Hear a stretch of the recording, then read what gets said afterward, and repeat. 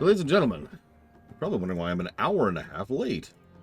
You see, there's this great and ancient voodoo curse that does not allow me to stream this game without interruption. I ended up laying down for a little bit because I was not feeling well and I was just going to take a relatively quick nap. Got woken up by a request to go lift some very heavy things, which I did successfully, of course. But apparently going straight from being asleep to lifting something heavy kind of whooped me a bit. And I didn't have any meat on hand to recover with. So that became a whole thing.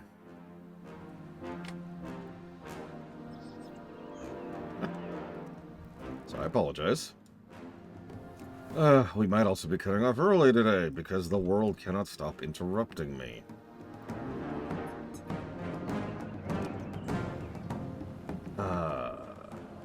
It's true. And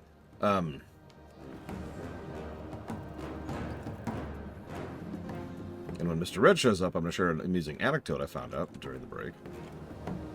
But for now... Show me your hands. Poor Rosha. She has toiled endlessly to prepare for the caravans, only for supplies to be stolen by nasty Gorloks. She's lost so much already. I'm doing my best to assist her. Kesar went after the supplies alone, telling no one. It's his way, but he's been gone too long. Many of the dogs are missing as well. Would you please check on her and the dogs? Fight with fury, then rest. Sure. Is Fairy Rosha invited to the caravan? No! But who must provide shoes for the caravan? Rosha. And from whom do the Mudfin steal? Rosha. Ah! I would send Khazar, but who knows where he's wandered this time. Go get my supplies. Teach those thieving creatures not to steal from Rosha. Go! May your arrow always fly true. Okay, real talk. I do appreciate that we have a much higher resolution and texture and all that look of the centaurs, but... Am I the only one they look kind of weird, too? My hearth awaits you. My uncle told me many tales of his battle with a horn strider named Nerdazurai. He told me of its fuchsia scales weaving through the hills of the plains as it seeks its prey, its razor-sharp talons' venomous bite. While I was out hunting, I saw the flash, but it was too late. It left me with a nasty bite in my shoulder. He was terrible, as my uncle described, but I came out alive. I need to clean the infection. Please collect some reagents. Time is of the essence. Trust your eagle eye. Yeah, I could see that as Maristar. Because, yeah, their faces are very smooth, and their proportions are honestly just straight up off. They even have elf ears. Oh my god!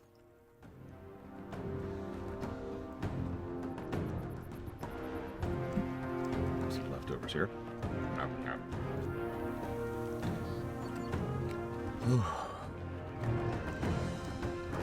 So I found out about something today. I happened to notice I had a buff that I didn't notice before. And that buff is called Prismatic Blessing. Now, some of you are like, yeah, oh, you're dumb. But this is the first time I actually noticed it. Prismatic Blessing is something that they added. Looks like in More Within, specifically. Probably when they made this the new starter experience for new players. Prismatic Blessing gives you several buffs, specifically when you are a new character leveling through Dragonflight, specifically. That's why we haven't noticed it until now. Blue Blessing, after 5 seconds out of combat, you get a bubble, which I don't actually see right now.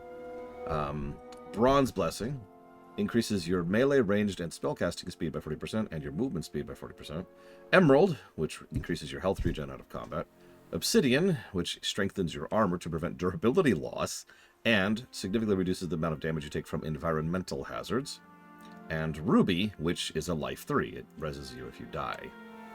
Let's actually have the Obsidian Blessing right there.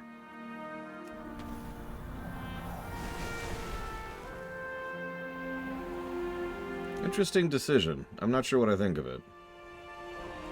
It's not like the overworld was ever particularly dangerous.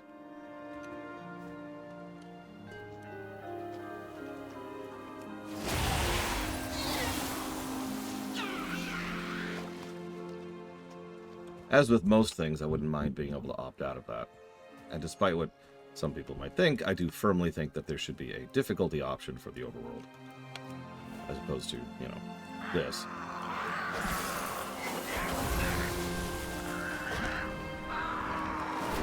Yeah, I've never seen that buff before, but then again, this is my first character to go through Dragonflight post-War Within, so that makes sense.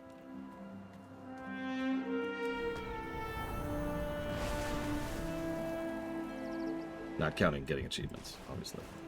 First new character might be a better way to phrase that. Oh, come back. I need your heart. What? I need your heart. That's kind of gross, dude. Yeah, I know. It's look. I'm sorry to kill an innocent, delicious creature, but I need to eat your delicious flesh, okay? Okay. That could be his Star.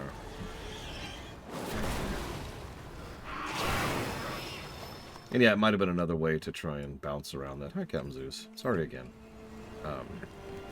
Bounce around the scaling difficulties they might have been having. No, I need their heart.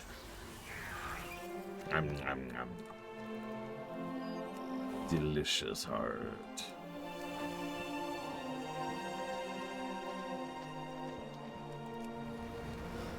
That's true. You're guilty of being delicious. That's why I always eat every cow I see. They go, please don't eat me. And I'm like, Hi, Evo.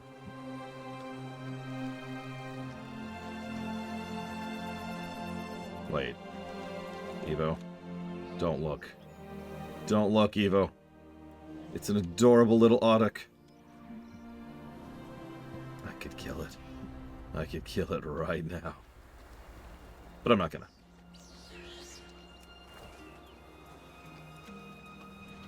I'm gonna kill its parents and eat their heart. Izar. Go away, Hippo.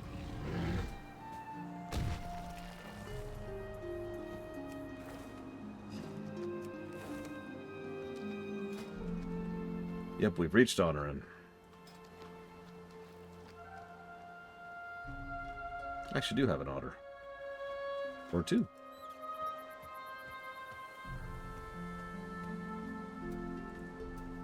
I even have Whiskuk.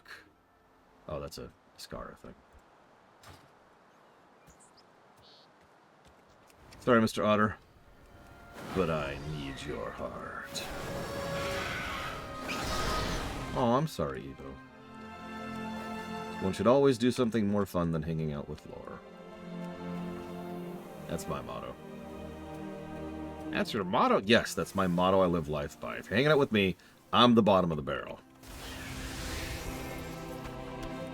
There we go. Got the heart.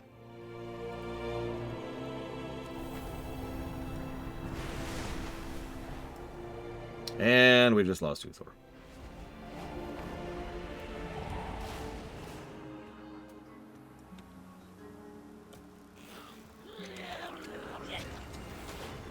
I actually do agree with Uthor's overall statement. It's something I've disliked for a long time. Don't mistake me. Wow. Okay, hang on. It's a slightly more nuanced thing than just blah or blah. But something people have said for years is that, WoW is too easy after vanilla. And those people are wrong, as I have pointed out many, many times, and reaffirmed my opinion of through my own personal studies on the matter. Vanilla isn't harder, it's slower. That's the big thing. There's nothing really difficult about vanilla. Now, hang on. Having said that, I'm in favor of actually having to try on the overworld. I like actually being challenged and actually having to use buttons and to hit my stuff and all that fun stuff. Like, I enjoy being pushed. I enjoy difficulty. This is one of the reasons I'm so in favor of an overworld difficulty slider. Just to make things, you know, heroic overworld or mythic overworld. Like, I'm down for that concept. Also, Mr. Red, I've got something you might find wildly funny. Or not funny at all, depending.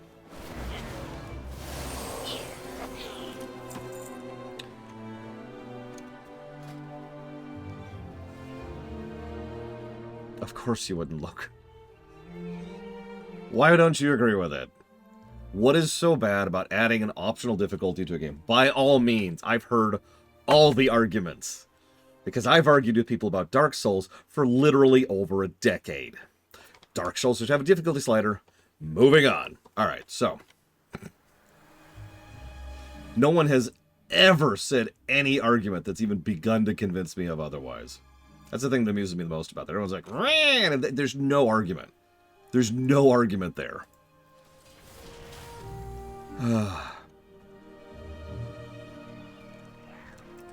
So you just want things harder without an easy mode. So you're an elitist dick! I knew it, Luke! Trap sprung!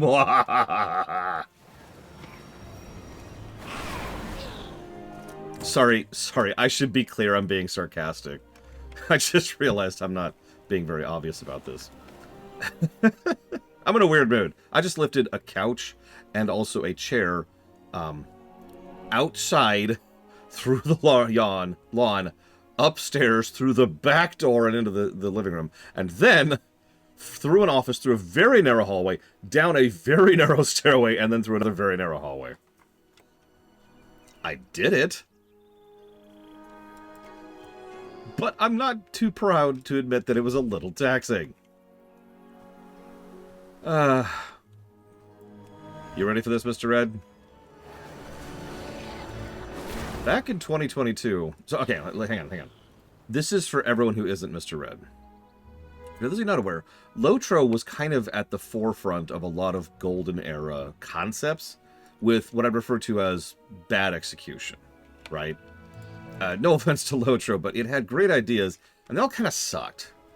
The way they actually implemented them, the way they actually put them into the game. But Lotro did invent a lot of things. Transmog, for example, is a good example of something that Lotro invented. I don't remember the full list right now, but it is not a small list.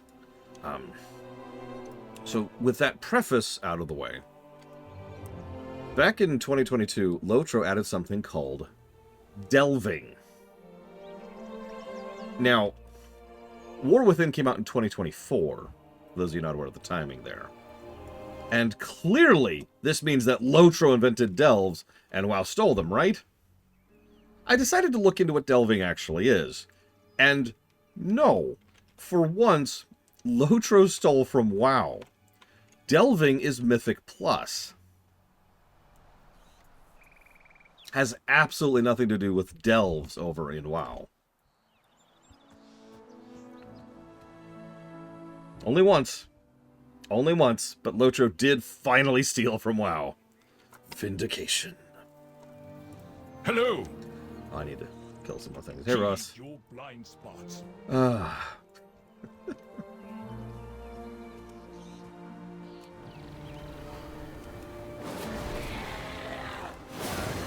Actually, yeah. Because, I'm pretty sure ESO actually came up with the delve concept. I could be wrong about the timing on that, but... Because I've done a few delves in ESO. Mostly in the Vardenfell area, I think. Show me your hands. That's true, Huthor, but that still means WoW won. Or not WoW. Blizzard won that one. I shall join you. Thank you, next time, Zerviles. perhaps. Let's get to work. Fight with fury, then rest. May your prey fly low and run slow. Of all the madness in the Gorlok village, I have discovered none so troubling as the Gorlok shamans. They are particularly vicious and play recklessly with storm magic with no regard for the consequences. This must be put to an end. Slay them and bring them me their totems. Our mystics will be interested in them. I have heard of familiar howls and barks of Bakar that are missing from the camp. Our beloved dogs are trapped in a cage, raging to be ripped apart by those things. We have a duty to our companions. Free them and witness the true might of Shikar Bakar. That isn't safe for us to remain in the open. The Gorloks forced my hunting companion Baba into a cave to the east. Set me free and we will rescue Baba. Okay.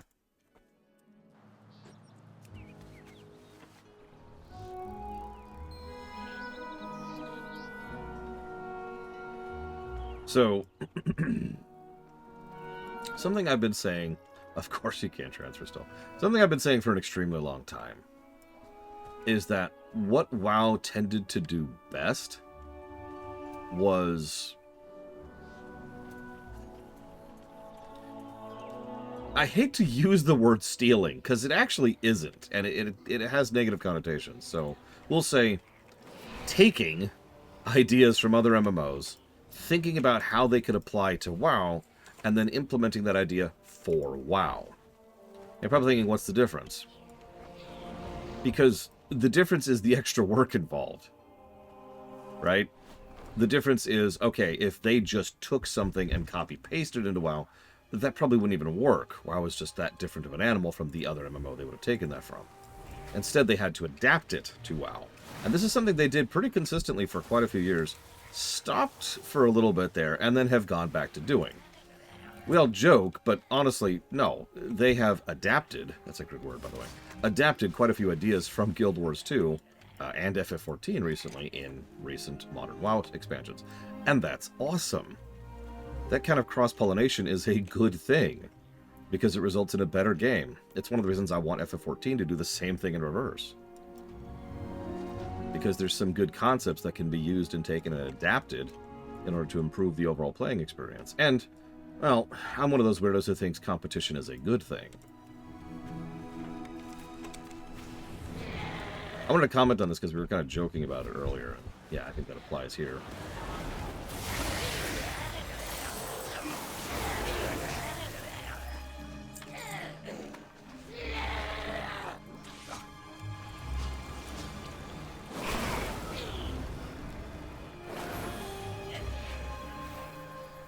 I don't know, Luke.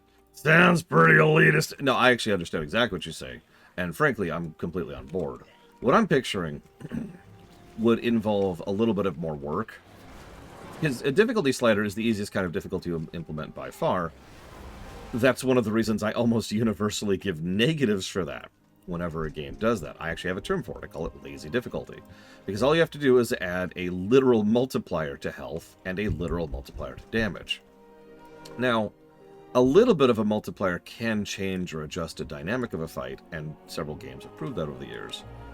But if that's your only increase in difficulty, then, all you've done is increase the overall duration, right? And Master Quest is a good example of that. So no, I agree with you. There should be extra abilities or techniques or something that adds to what the enemies do in the overworld. It's not like there isn't a tremendous amount of variety in the abilities that the enemies have in the overworld, which, you know, it'd be nice if they actually could use, or that got buffed, or whatever.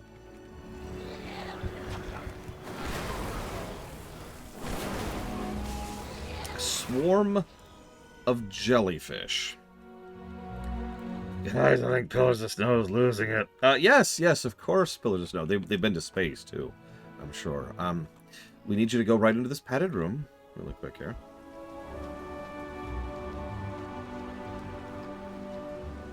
Exactly. Pure white noise. The Lord knows they have the ability, and have for years, to change what abilities enemies use or how those abilities work based on difficulty. What would probably happen, what I envision, is actually probably something pretty similar to War Mode, honestly. Or even Time Walking. You know, chunk. You switch modes, and now you're in Mythic Overworld, or whatever the heck you want to call it. Legendary Overworld? I don't know. Some branded term, some marketing term. Oh, that's cute. And there would be a load screen, because you're technically actually entering a new layer, right? You're entering a new shard. And now you're running around in hard mode. Now, that's not an easy fix, because just like the roulette system, there needs to be a reward. There needs to be a carrot, some kind of benefit for doing it. War Mode was something that they added. Oh God, they gave you the extra talents, but also increased quest rewards and experience by 15%. Yeah, there you go. It would take a large chunk of work. Yes, look, absolutely. What I would probably do, if I was project lead, what I would do, I would implement a slider as a test bed, right? And allow you to adjust it up a little bit or down a little bit, right?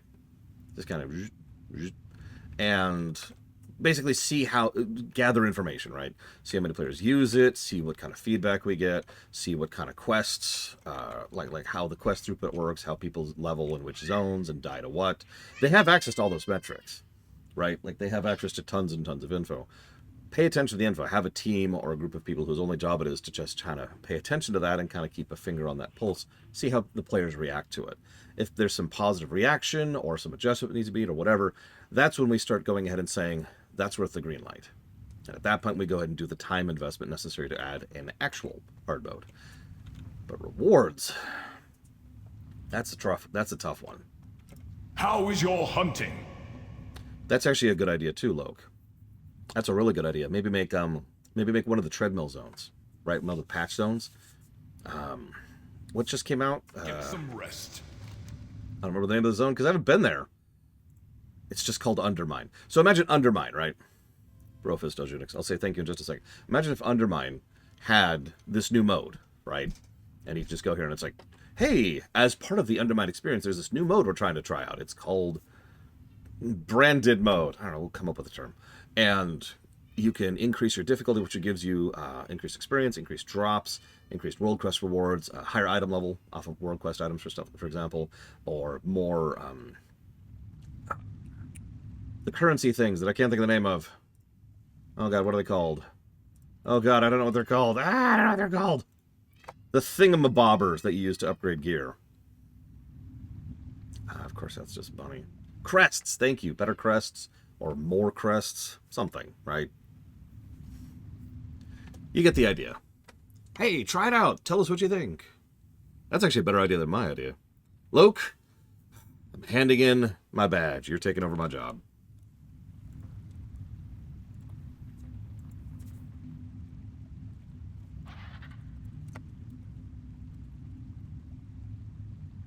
I was actually thinking about that recently because I was thinking about Elon Musk.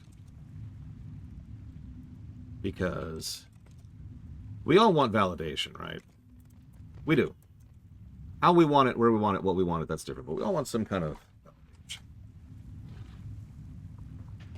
But a really crucial talent is being able to accept that you're wrong or that you made a mistake or that someone else is better than you or knows better than you.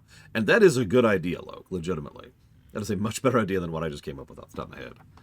So credit to Loke for that. That is a much better way to implement that as a test bed to see if people like that. Because if they do, then we can kind of slowly backroll that, right? Like just kind of, okay, we're going to add that to the War Within zones, you know, one by one. And I'm going to add that to the Dragonflight zones one by one. We'll think about adding it to previous. We'll think about it. But we definitely want to add it to those two expansions. You got it. Thank you, Ajonix, for 4 years of support.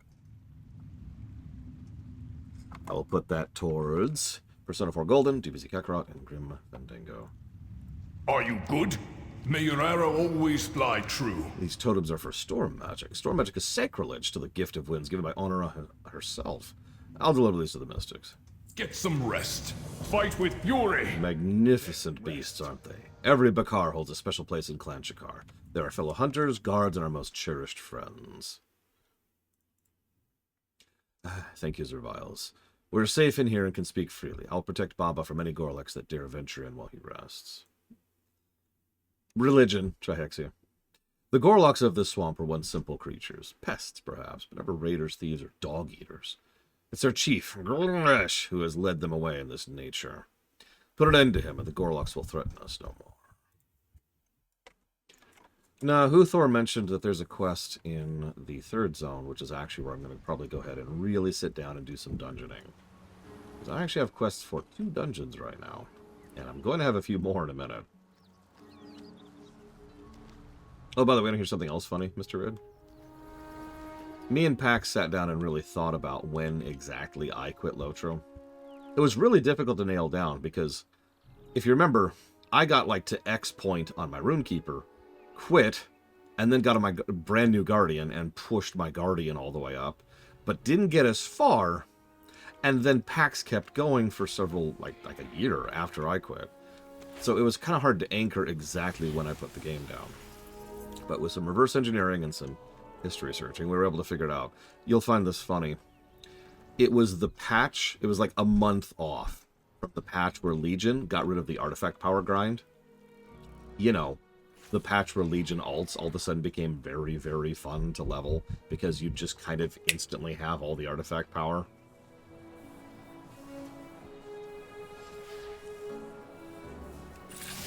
Yeah.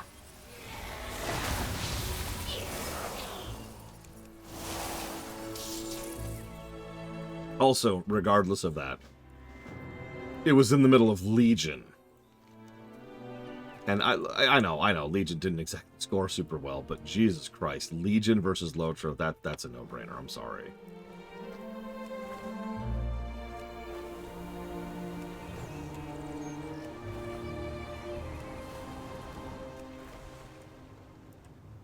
Welcome!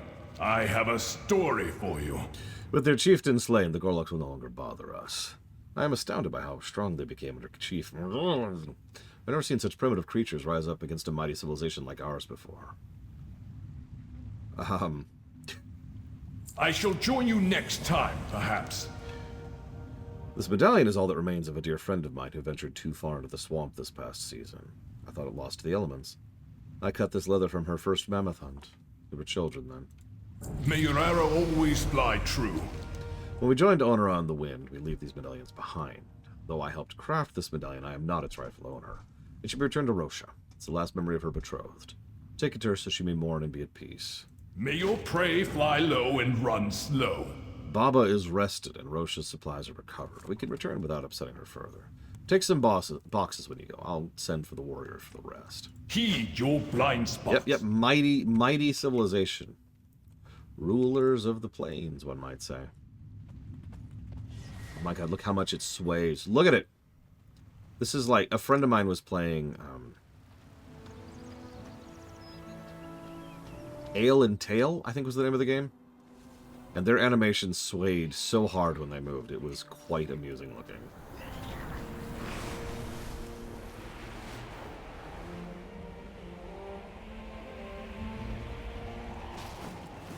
Welcome. I have a story for you. Ah, my beloved is in the sky, running with Ohn'ahran. I will join her in time. Thank you, Sir Viles. I'll remember what you've done for Clan Shikar and for me. May your prey fly low and Yes, run advice? Good. slow. Leave them at the forge. Heed your blind spots. Where in the Ohn'ahran Plains is Kassar? No need to worry for me. All is well now. I was annoyed. Worried. I'm glad you're safe. And so is Rosha. Come, let's get back to work.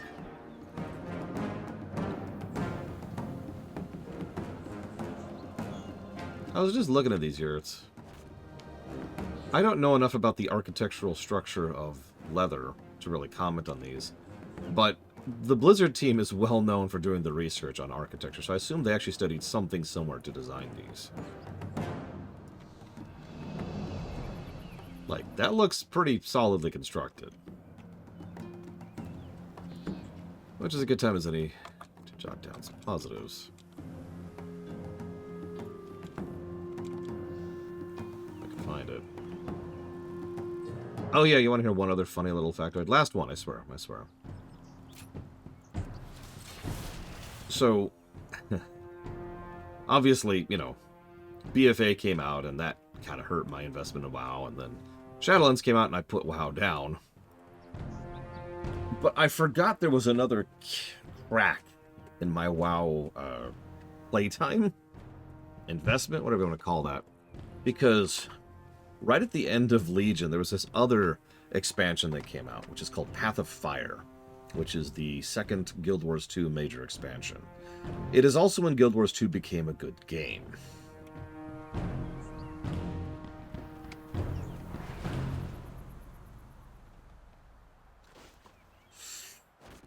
Anyways, I'm probably the only one who finds all that interesting. It's just the confluence of events right around. It was about 2017 and 2018 in the MMO space.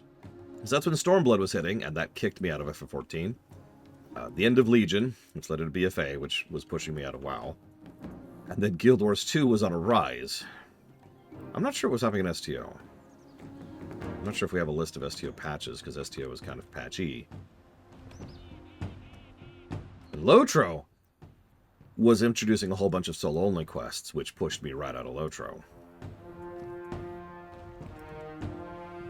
Yeah, I call it the Shadowlands dip for a reason. That is admittedly my term. This would be 2017, 2018. Late, early, respectively. Yeah, you're right. That's also when Tor started. Basically, I would say that's when Tor probably got stabbed, if that makes to stretch the analogy. It lurched on for a little bit, and now it's a zombie. But that was probably the end of Tor, right around there. God, what a weird time period. And then COVID hit right after it.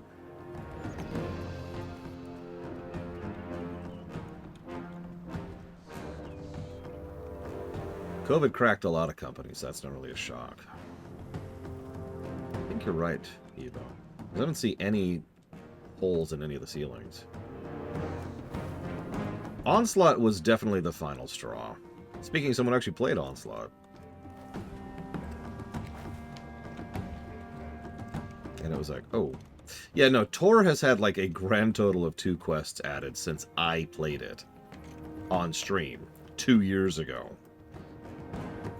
Think about that. Oh, that's fantastic, Bragwin. I love it.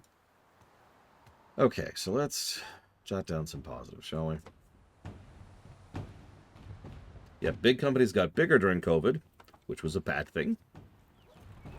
Some companies died outright during COVID. A lot of mom and pop places, a lot of local places folded during COVID.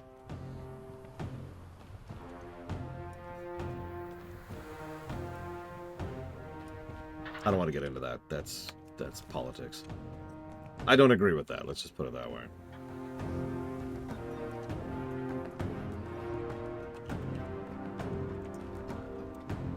Which one, Ross? You don't mind me answering.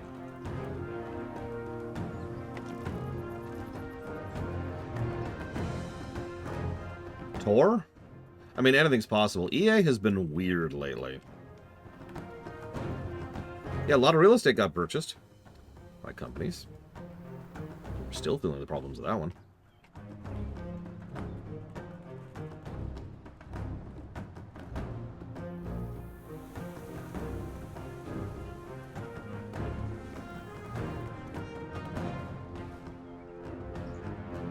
Wait, hold up. That's Addie Fizzlebog from Legion. She's an expert hunter now. This is someone from the Unseen Path. You paved the way for more of us to build our own relationships to the Centaur. Their hunters are mighty and honorable. I believe we've learned much from each other. They seem to have good taste in companions as well. Thank you for your service. These Centaur are neat. I met one who was completely enamored with my selfie camera. He couldn't get enough of it. I bought a bunch with him, so I let him keep it. He said something about taking pictures with birds. If you want to, can you tell him I want to see his pictures? Take care. Anyways, sorry. Food. You asked for food, and you got NPCs. Yeah, let me try to get a better shot. There we go. That's a better shot. That's a better shot.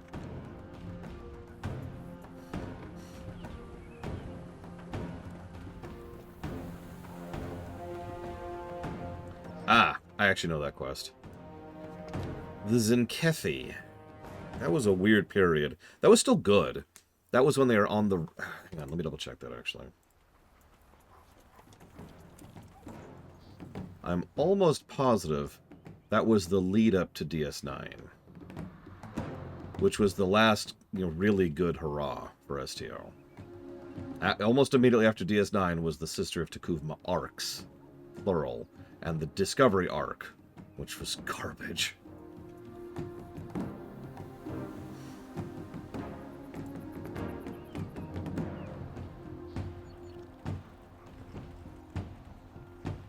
Let's see.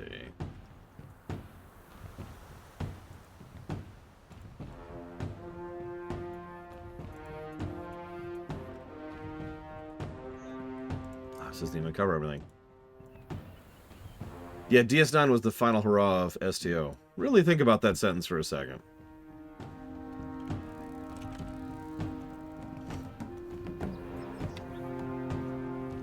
Yeah.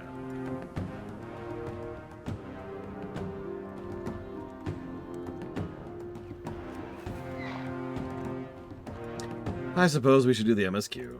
Speak up. I guess. I am not your keeper. Senso Khan is the most skilled hunter in our clan. Though she cannot hear, she proved her capabilities time and time again as both hunter and leader. She's a mentor to us all, trusted leader, fierce defender. It's an honor for you to speak with her. Finally. You insist. My Khan. This outsider arrived in search of the dragons. They hunted alongside us and earned a place at our fire.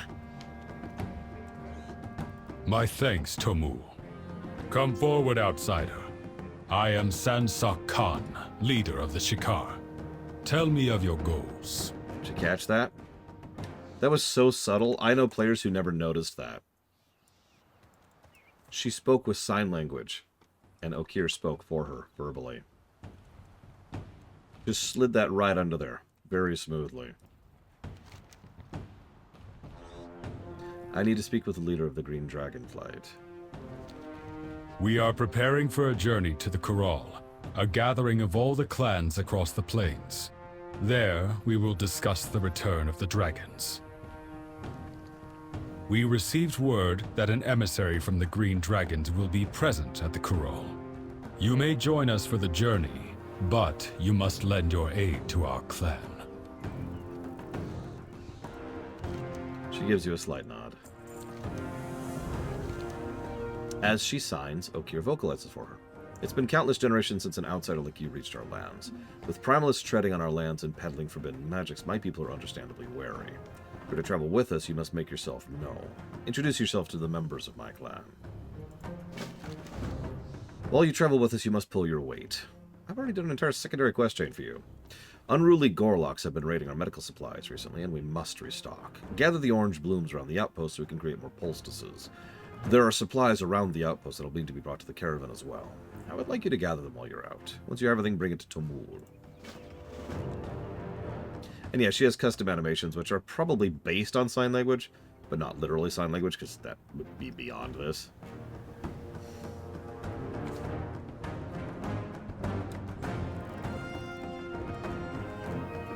I swear I looked up at one point how the centaurs are here, and yeah, by the way, she says nothing when you click on her. See? See? Brilliant. But I don't remember right now off the top of my head.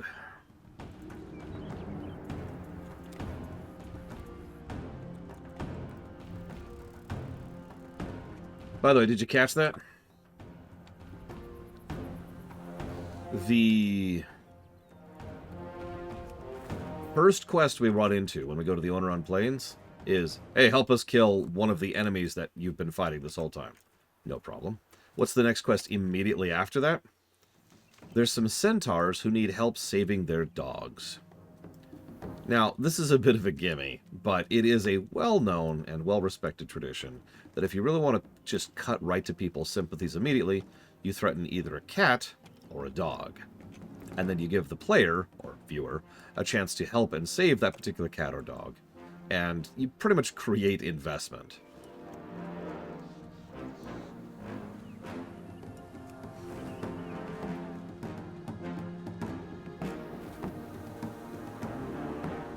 I only point that out because how good or bad that is certainly something you can debate. But we've been anti-centaur for a pretty long time, and only rarely have actually encountered centaurs who are not kill on sight. Like, that was considered a fairly big deal in Kata, assuming you even did that quest chain. And of course, vanilla, which isn't even in the game anymore. So, centaurs have been default bad guys. How do we push against that? Please help me save my dog. You get it.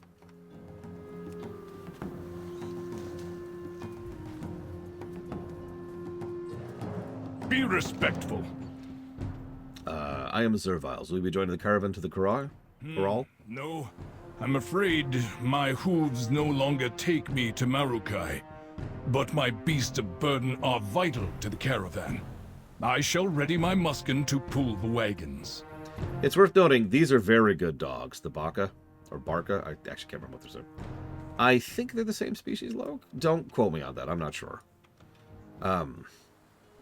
It kind of does, actually. Bakar, excuse me, I was close. I'm gonna get screwed up.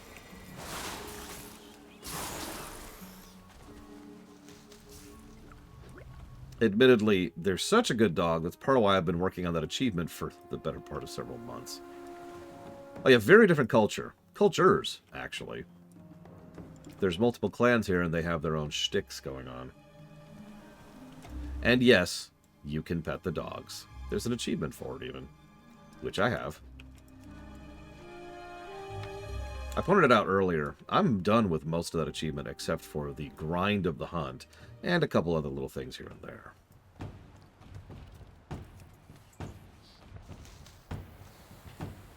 In fact, I will unironically get progress on that meta achievement during this run. I will be the greatest hunter this clan has ever seen. You wish, Aru. Which one of us killed their proto-drake faster? I did kill Oryx, though, Evo. Are you good? For their hearts, even. May your prey fly... Wow, I've never seen someone like you. How are your hunting skills? I bet we can outhunt you. I will outhunt both of you. Okay. Yeah, don't pet the service dogs. I mean, it could be argued they're a subspecies. Like, WoW does that a lot. Warcraft does that a lot. By the way, you ever want to know how tall we are as a Drakthir? Look how high up a centaur we come. Look at that. I think I'm actually a little bit below her. There we go. Right there. See that? We come right up about to her neck. And that may not sound impressive. Have you ever stood next to a pretty decent-sized horse? Yeah.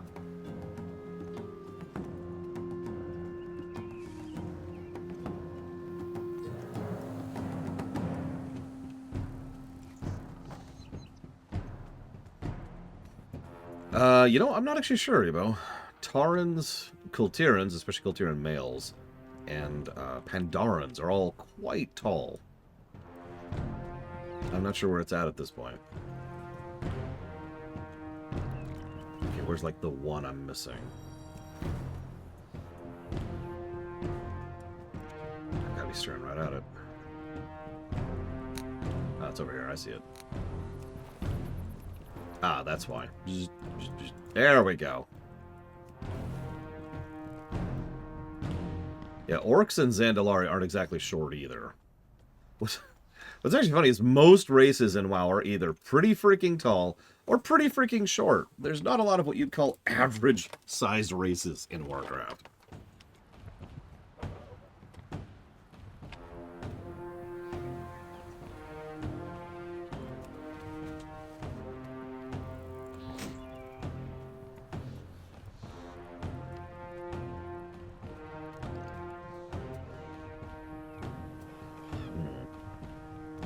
Twofoot. You'll be back soon, I'm sure. Go Your on. provisions. I am not your keeper. Yeah, Draenei are pretty tall, too.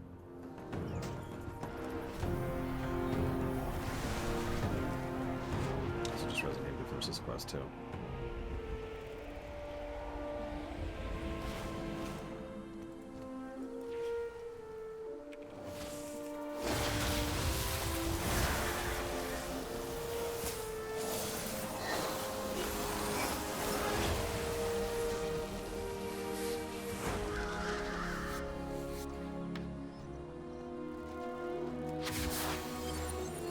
By the way, you may or may not have noticed that, but there's a bit of new tech that they added, I think, in Dragonflight.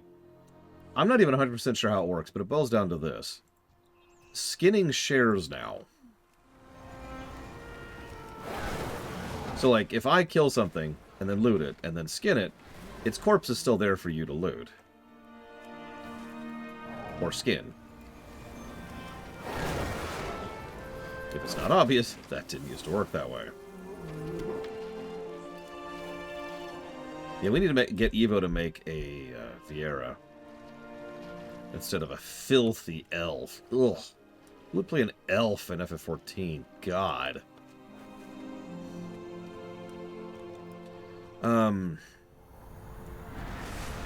I don't think they do, Loke, but don't quote me on that, because they do to Earthen, so maybe. Listen, you just can't handle the sexy. It's okay to admit it. Sometimes we see bunny girls and we just, you know...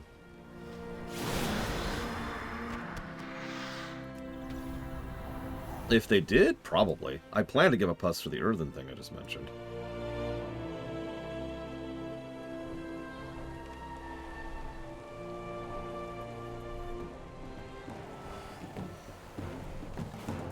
Well then, take care which burrows you search.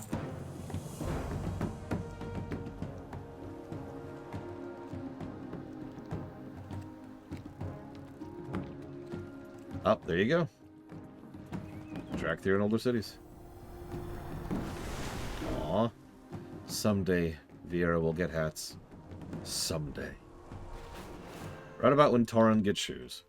What news do you bring, outsider? I'm sorry, are you of Clan Shikar or Onir? I was born of Clan Togus, a clan that once held major power in the plains.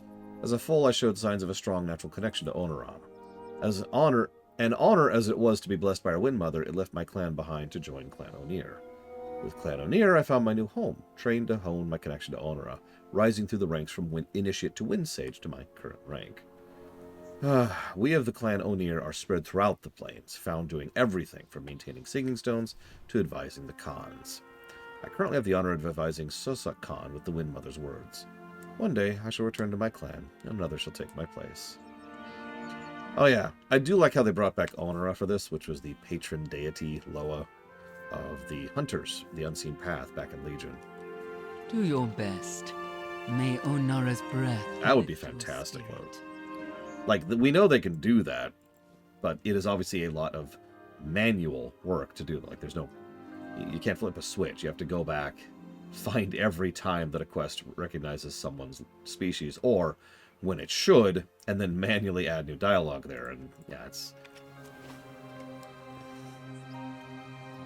That would take an extremely long time. That would be a very slow, laborious process. I'm not saying I'm not in favor of it. I'm just saying... Oof. Off to your next adventure. The winds carried word of interesting times, but the arrival of your people has caused more of a stir than I expected. I look forward to learning more of your ways as we travel. Interestingly enough, no, Loke, I don't. But hear me out for a sec. Hi, Ryman. Haven't seen you in a bit. What I would do is something that I think is what they're actually going to do anyways. Change up the leveling experience, the new character leveling experience. Let the old stuff kind of get locked in for historical record, for lack of a better way to put that, right? Leave Kata there, leave BC there, leave Pandaria there, etc. Just now, I'd have the old content team who would go back and polish this stuff up. But the idea would be for there to be a completely, get rid of the level caps, to have a completely new leveling experience. And when I say that, I mean on a per race basis. Night Elves don't really have much of a leveling experience right now, right?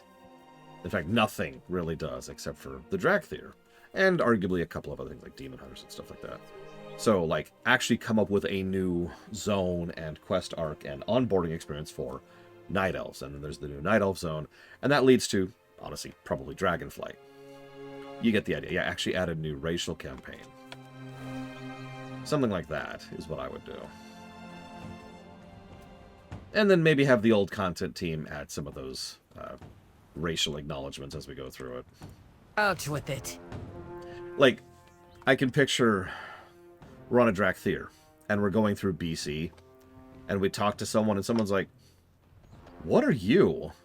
And the response is something like, "Yeah, the Bronze Flight said I'm supposed to just kind of wave my hand and say, this is not the species you're looking for," and have them just be like, "Okay," and then go back to whatever their quest dialogue is. You'll be back soon, The sure. Corral is a time of discussion amongst clans. Stories are shared, and while there are many Centaur clans across the plains, we are all Maruk. The caravan's ready to go. As Murukai is some distance away, we will make stops. When you're ready to leave, find me at the caravan. Don't keep us waiting. Finally. The caravan will be waiting at the gates. Do not hold us up. Like, obviously I don't want all of them to be jokes, Loke, but I think we could squeeze in a joke or two, right? I think we could swing that. Yeah, look at you and you're like, "Oh my god, you poor thing. Are you okay?" Wait, Evo's being awesome again. Hang on. Evo? Evo? You're an awesome person who doesn't have to apologize for noticing something, especially when it's something you're positively gushing about, okay? Just for that, I'm going to leave this camera here. I'm just going to leave it here. This is just our life now. I think my favorite thing is the skins clearly look like they're from different creatures. I've already given a plus to doodads just for this camp. I told you this because it was going to happen in Dragonflight. We're going to start giving pluses for visual storytelling to subzones, not just zones. Welcome to Dragonflight. We're already there. Have fun. I think so, Loke? I'm not actually sure. Like, how would a horse like to rest? Oh, dude, we're going to have to spend an entire shift on Valdrakken. No joke. I'm going to probably try to set it up in the evening, because those are shorter shifts, and we're just gonna roam Valdrakken for like 2 hours.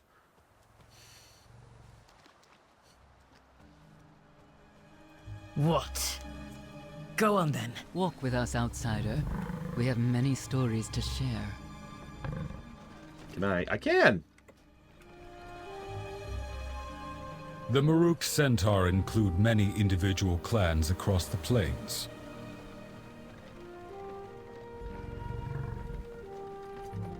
Yep, this is completely skippable, by the way. There are 4 of us who hold the most power. Clans Tirai, Shikar, Nokud, and Onir. I think that's a yak with more horns, but either way, yes, Loke.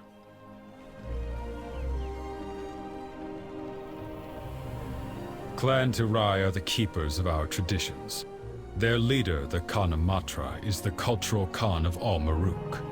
All Khanamatras can trace their bloodlines back to our first matriarch, Tira.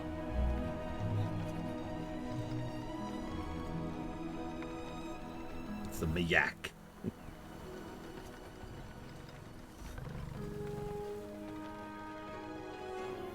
We of Clan Shikar are the strongest hunters. You can find our camps spread throughout the plains, following the patterns of wildlife and game.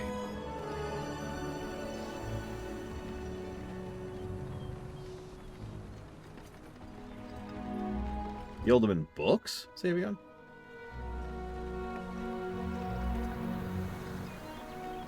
Clan Nokud has recently come to power. A generation ago, Shakan Khan led his people to defeat Clan Togus, taking their place of power amongst the plains.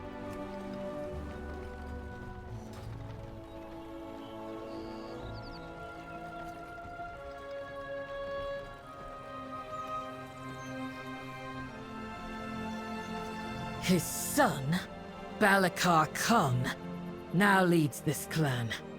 His father was a man of honor, but Balakar Khan did not inherit his father's patience or wisdom.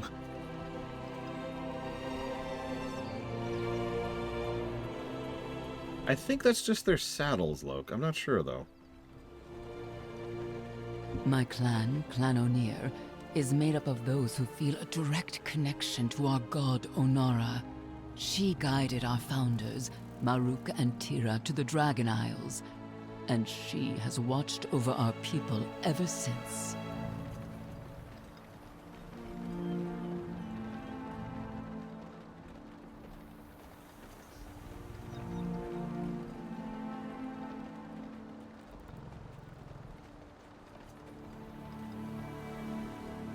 The mystics of Clan Onir are initiated from many different clans, but we all followed Ohn'ahran's call to serve her and our people.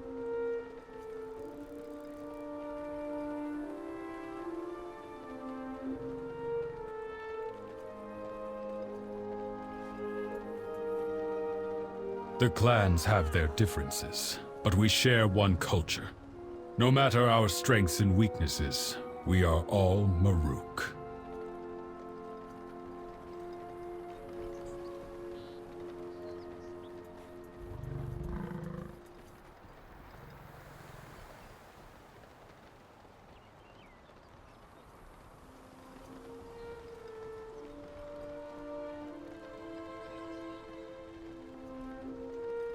I was about to say, we are all High Mountain. Yep. Twofoot, you fought many foes in your time, yes? You will have to share some stories. Yeah, there's this one time I killed Deathwing. My dad, technically.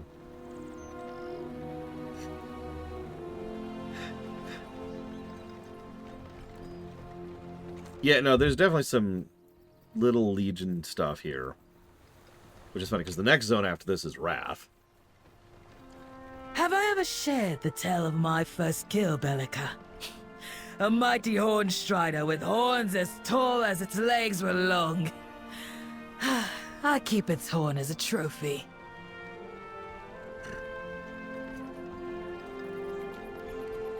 Speaking of random fun things to add to the past, I would make it if you go back and kill Deathwing as a Drakthir, there's this moment where he's like, "What? What are you doing here?"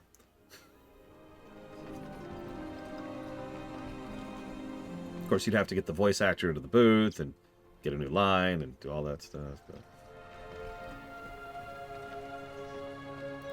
It was a good kill, Tamul. My first was a mighty bear of ice and snow, deep in the frozen tundra of the Azure Span.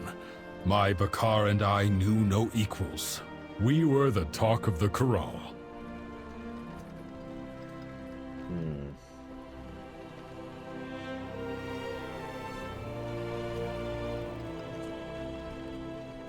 Well, if that's in Ohn'ahran, we'll see it when we get there, apparently, Xavion. I'll keep a record of it up, just in case I missed it. Miss it. Yeah, there's just this moment of, what? What? We have reached our first stop. Circle the wagon, Shakar. It is time for a hunt. Yeah, we go do the Chromie quest in Kata. She's like, what do you... Oh, okay. And that's it. Like, that's the totality of Chromie's acknowledgement. Anyways, on with the quest.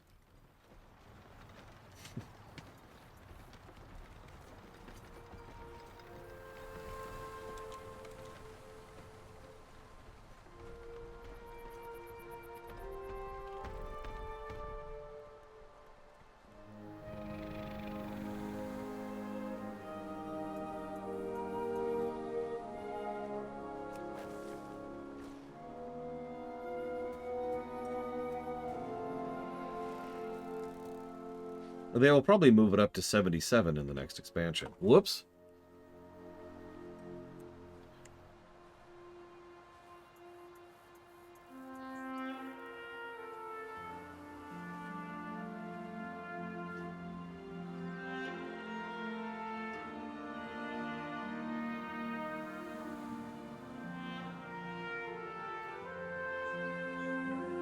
I mean, I agree with you completely, Loke.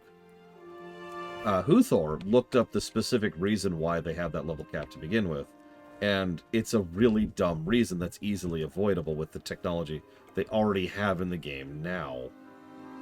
It's an interesting outfit. So, yeah, no, it serves no real purpose and is a very easily solved problem. There was something about, like, running behind on gear or experience, depending on how you do it. That's the funny thing, as I don't remember the specifics because it was something really, really dumb. Huthor, do you remember what it was, specifically? 2-foot. I am not your keeper. You know, some people might consider it racist to call me 2-foot. Maruk traveled all the way across the plains to attend the corral. The gathering lasts many days. Feeding the many centaurs is no simple feat. Clan Shikar's hunters provide meat for all our shared meals. It is our tradition to hunt on our way to Murokai. You must pull your weight as well. You'll be back soon, I'm sure. Aru! Bellica! Show the 2-foot how we hunt. The hunt is on! Whoever brings back the most game wins.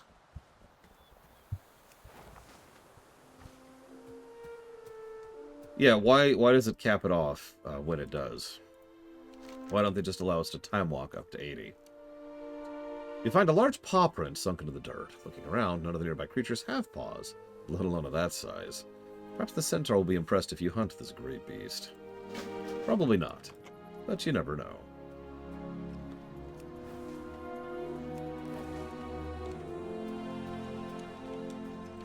No, I swear there was another reason. Because that's just the dumb reason. That's not even a valid reason. Argali are hardly honorable kills, outsider. If you want to earn respect, you must hunt more dangerous game. Okay.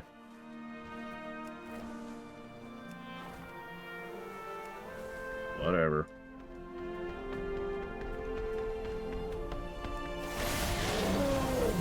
Ah, shit. There we go.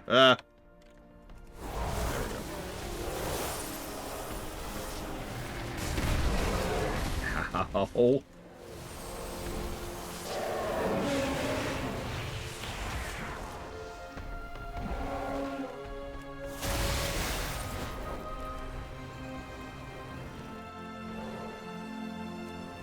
God, that range is killing me. Literally, in this case.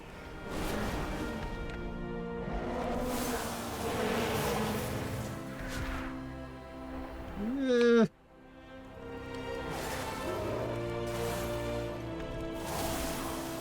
I mean, I am trying to get the dog. Damn it. For those of you not aware, the dog mount is abnormally large. It's like one of its shticks. That was only 3 meat. Oh no, it was 8 meat. Okay, I was gonna say. The dog is the meta mount I referenced earlier. Don't remember actually what it's called.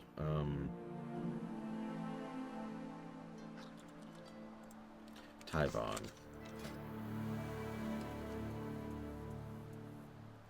So it's probably not obvious, but you can kind of see how large that is compared to me on its back. He's a big boy.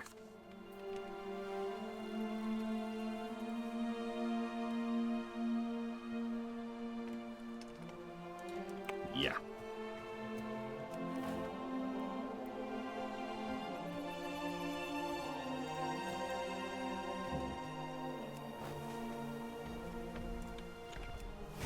I'll be honest, if he wasn't big, I probably wouldn't have bothered. Like, that was actually the reason I decided to go ahead and push forward for that. Dog pet is good. Gigantic dog pet is better.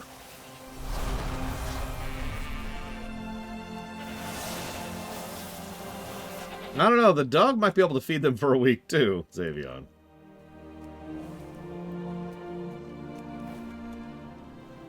That's 3 more, Aru. Try to keep up.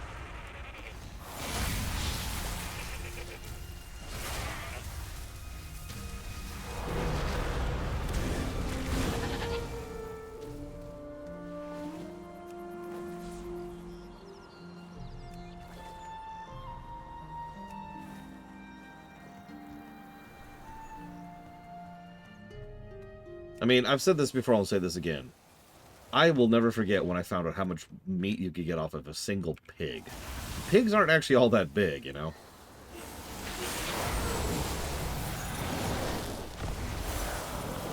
Every time I kill some giant monster beast thing in a video game and it gives like 1 meat or 3 meat, my first reaction is, really?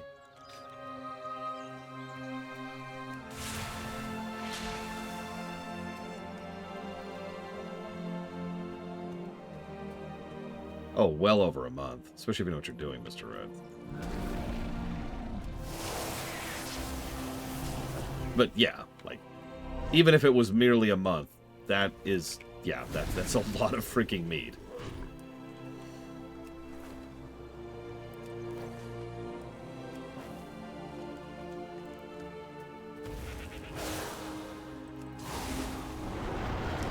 Oh, that would be funny.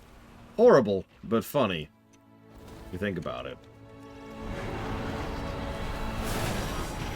Like, imagine there's a quest where we're like, hey, you know, you want to tab this guy? No? Okay. Okay. Trying to share kills. Imagine if it's like, alright, we got the meat, and we wander off, and the guy's like, this is it? You just killed an entire mammoth. Yeah. Why did you only get 1 flank of steak? You should be having trouble carrying all that meat back. You only gave me like 30 seconds to get all the meat off of it. Go back there. Fade to black. Fade in. And there's like an entire pile of just meat doodads surrounding us. Here. Is this better? Okay. Yeah, it's just a cart filled with meat. But yeah, no, like, maybe be a little less wasteful. I was actually thinking about it. The centaur kill... like, okay, this is a very Nagrand kind of an area. It's very lush, green, vibrant plain, which is fed by Titan waters, in order to sustain a large herbivore population, which then sustains a large carnivore population, and both of those sustain the centaurs. Okay, that makes sense. You know what would completely ruin this? Overhunting. It would be interesting. I don't know if they cover this, but it'd be interesting if these centaur actually aren't very efficient about how they utilize the meat they harvest. Because they don't have to be. Because they just have so much, right?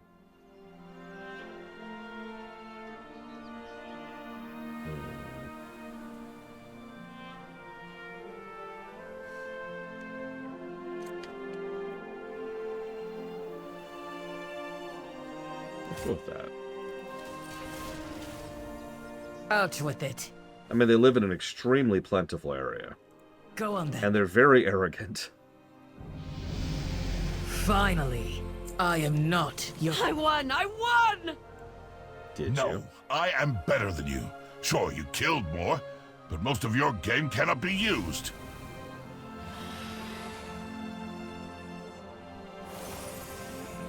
Actually, yeah, Ross. Good example. You defeated Concular, then. Not bad, 2-foot. Please stop calling me that. He's evaded our hunters for many moons. His belt always blended in well with his surroundings. Maybe now our hunters can use his camouflage for their advantage. Go on then. Hope you don't mind getting your feet wet. Next journey will take us across 2 rivers. Finally.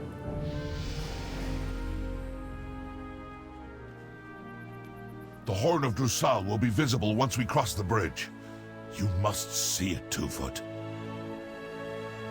A mastodon is like a mammoth, but with the mafia. I am not, Evo, I think. I'm not sure about that. I don't think I am.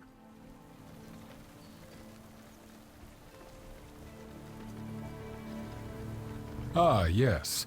The horn represents the ancient pact formed by Tira and a green dragon named Marithra. Their friendship ended a long enmity between dragons and Maruk.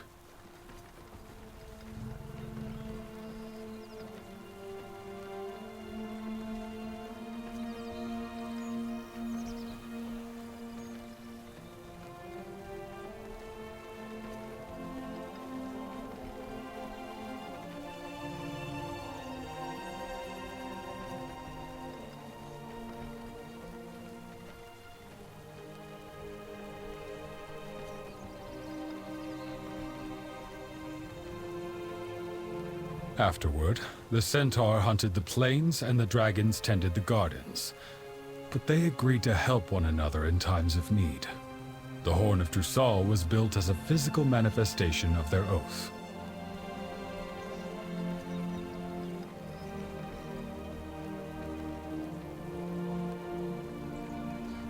Yeah, remember, we know pretty much to the, day when the dragons left. The dragons left during the War of the Ancients.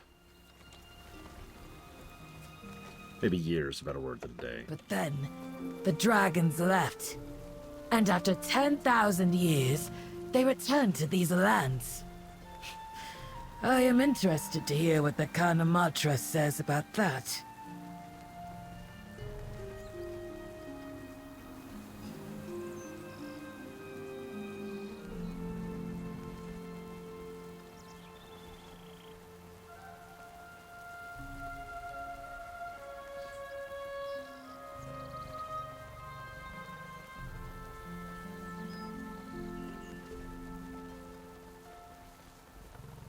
We are guided by Ohn'ahran, Tomul. It was she who granted us these lands, who arbitrated with the dragons. She knows the way.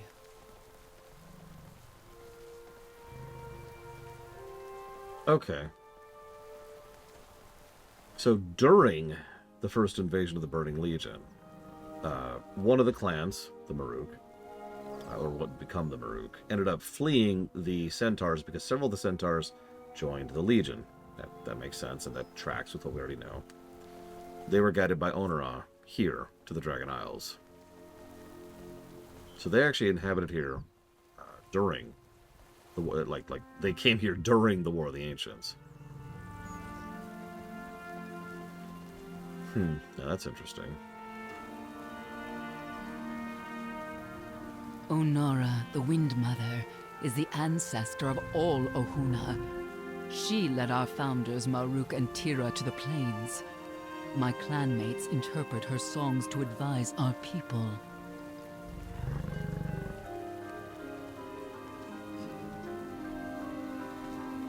Apparently, the gnolls used to run rampant over the plains. In fact, it is implied that Ohn'ahran was specifically trying to kick the gnolls out by bringing the centaurs in.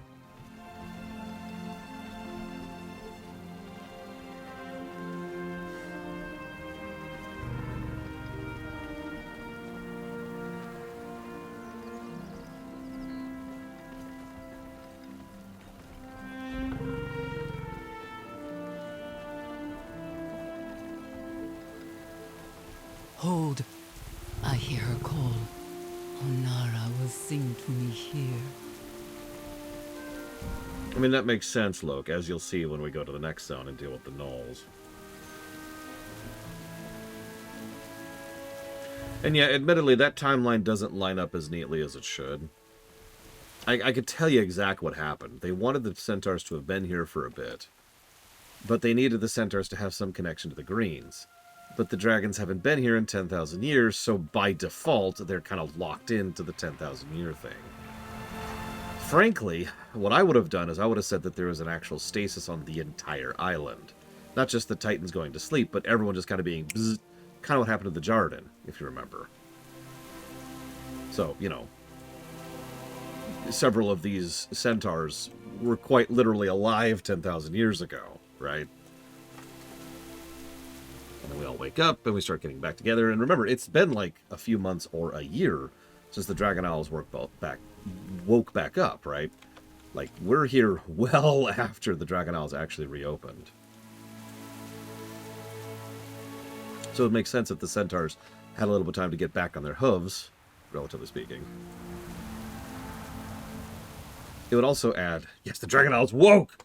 It would also, in my opinion, add a little bit of extra intrigue, because it would mean that they The wind brought today. would have something in common with the Drakthir, being that far out of time, right? Because, yeah, with them being this wasteful and just kind of not developing across 10,000 years, as much as the 10,000 year thing is eyebrow-raising for some of the races, like, say, the Night Elves, for example, at least time and effort has been spent over the last 20 years to try and explain why the Night Elves just kind of spun their wheels for 10 millennia. The Centaurs have none of that. These people should have probably either developed or collapsed by now. 10,000 years is a freaking long time, even in Warcraft. But again, that's why I say they were trapped. They wanted it. This is something that a lot of writers find themselves in, is they want X and they want Y, which means they're locked into Z, whether it makes sense or not. What news do you bring, outsider? Go with Ohn'ahran's... The wind is restless here, Zerviles. Ohn'ahran is reaching out. I must answer her call. I need reagents for my ritual. Reeds, feathers, heart of a salamander. Please don't make me kill any more Audox. Do your best. Oh, absolutely, Loke. Although, well... Yeah, no kidding, Huthor. It's worth noting the 10,000 year gap was written by someone trying to make it sound big, long time ago. And it's been nothing but a hassle for the story ever since. Metzen admittedly kind of has a thing for big, large numbers like that. Seriously, read his D&D book sometime. But it's been pretty... No, that was Metzen. That was 100% Metzen. But it's worth noting that the more you think about it and the more you try to develop your setting, the less sense it makes. It's why it's been such a hassle ever since. Hey, Mr. Floyd. Funnily enough, this is a real-life writing trope, concept. It's the big round number. You've heard of it, because anytime anything has to be a long time ago, it's a big round number. It's 10,000 years, it's 1,000 years, it's 100 years, it's 5,000 years, right? It's always a big round number. It's everywhere. You look at just about any fiction. How many times do you see something where a time gap was 372 years? Oh, that's right. You don't, because it needs to be a big round number. Forgive me for ranting a bit. This has been a pet peeve of mine since I was a kid. I don't even remember the first game, because I think it was a game that made me go, really? But it has bothered me since I was single-digit range.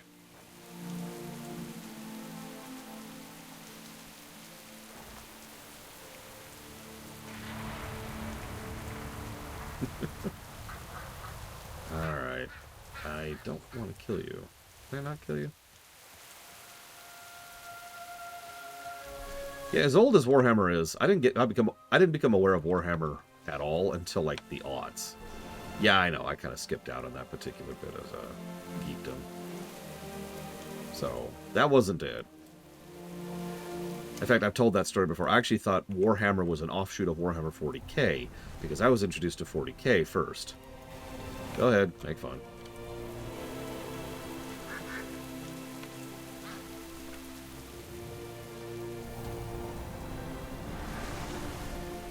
Either way, I don't mean to make such a big deal about it. I apologize. It's just, generally, my approach to it is very simple. It's dumb, negative to story, moving on. And the problem is, that's exactly what this is. So, as much as I actually don't want to, I have to give a negative to this. I have to give a negative to the Ohn'ahran Plains, because the Centaur being here does not make sense. They have been here, spinning their wheels, for 10,000 years.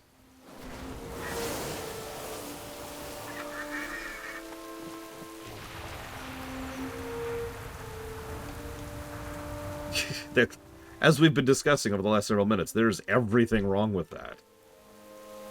Even 100 years ago would have been a lot more believable. It got a plus for a duck plushie. Does that count, Mr. Floyd?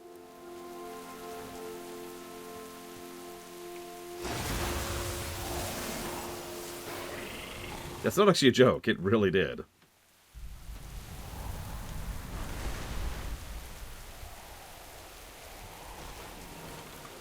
So let me jot down that negative. I know, getting count. This is our third total negative. Sigh. Yeah, I think 1,000 years is still honestly a bit high for me, Loke, but I would live with that. So the villain right now is Bobby Kotick. We need to hunt him down and Luigi him. But, unfortunately,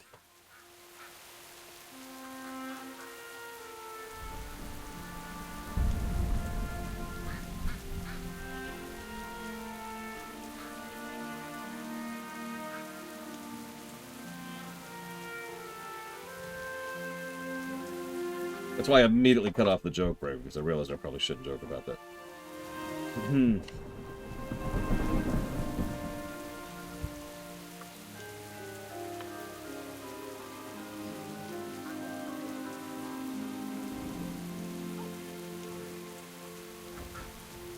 I saw a news, not a newspaper, a news week, I think it was. It was one of the news magazines at the grocery store just this week, talking about the descent into madness of that individual and how they went from a sterling member of society to a dangerous assassin. And I had to laugh on the spot at how blatantly overly slanted that is. And also, arguably illegal. if you've actually seen anything that his primary lawyer has been saying, she's been pushing really, really hard against that because what they're doing there is actually illegal.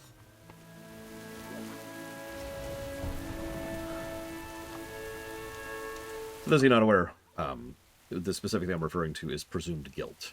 You're not allowed to do that kind of presumed guilt thing. Not when a case is ongoing like that. And there's been a lot of that. All from the big news networks. It's really strange. Because that's the only place I see that every individual person is like, yeah, okay. But the big news networks are like, oh my god.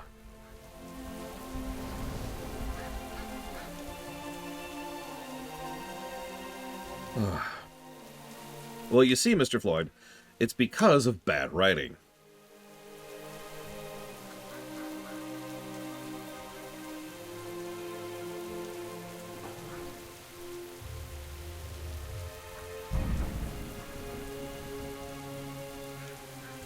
Pretty much, Mr. Floyd. No, there has been a very, very serious slant campaign. It's not even... That's not opinion. Like, that is something that's already currently being proven in court, if you know what I mean.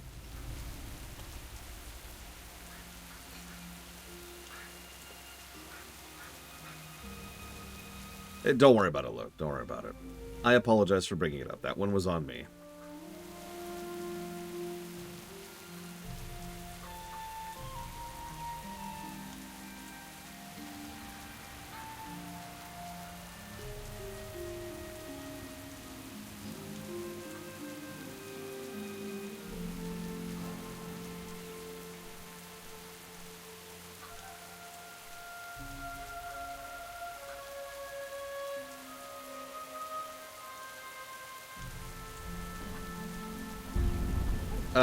Yeah, sure, Mr. Floyd. Ask away.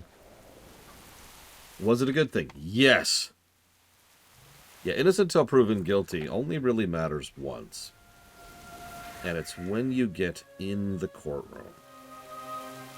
That looks really cool during the storm, even.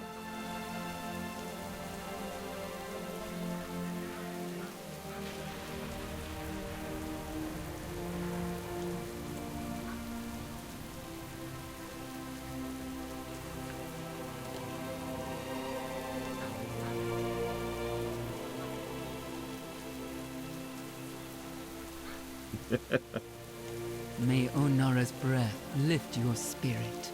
Off to your next adventure, go with Ohn'ahran's... Ohn'ahran does not speak in languages we do. Her voice carries through very winds. We mystics are trained... She's a Loa. We can walk up to and talk to a Loa. Come on, don't talk her up. Do your best. Who has the wind brought today? Come, help me place these totems for the ritual. Reeds of the river, here to whistle her song. Feathers of the waterfowl, creatures of sky and river. Lifeblood of a beast, ready for runes in her elegant script. A storm. We must prepare.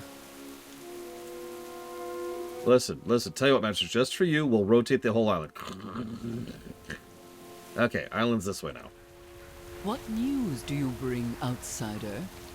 Storm is an omen of grim portent. Trouble is brewing. Go. The storm is Ohn'ahran's most dire warning. An affront to her gift. We must be wary.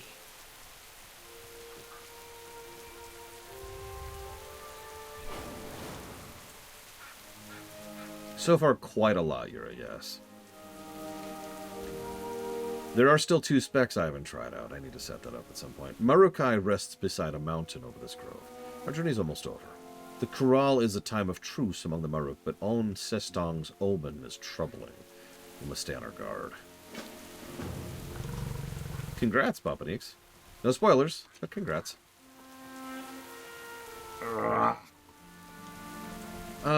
So, funnily enough, I don't have an answer for you off the top of my head, Mr. Floyd.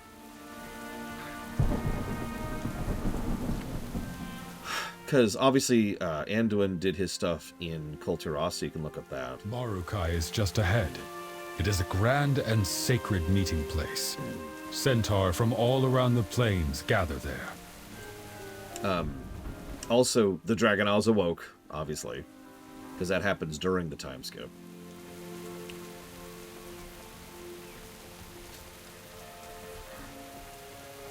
The wedding.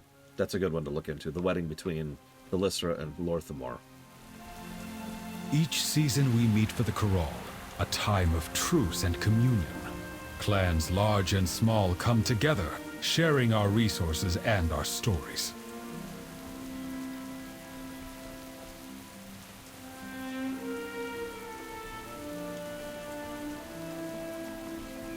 I do look forward to reconnecting to my peers. Perhaps Tagari Khan can help me decipher this omen from the river. Thank you, Hoover. Yeah, they're a power couple. I like it. I like both characters and they work well together.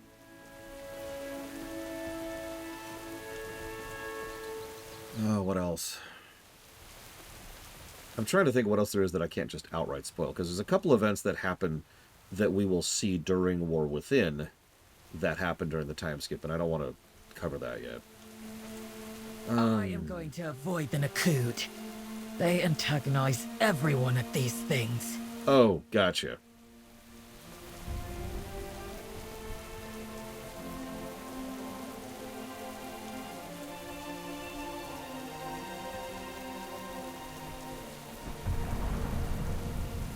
See, there's always, for every race, they've got a one bad guy faction of that race, right? Well, for the Centaurs, it's the Nakud.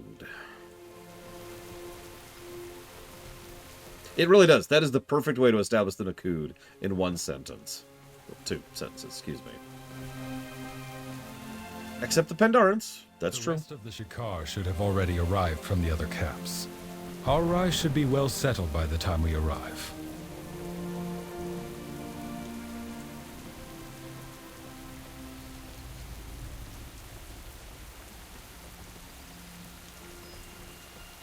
Yeah. Nomi is not a faction. He's an abomination. We all know what really happened to Teldrassil, I'm just saying.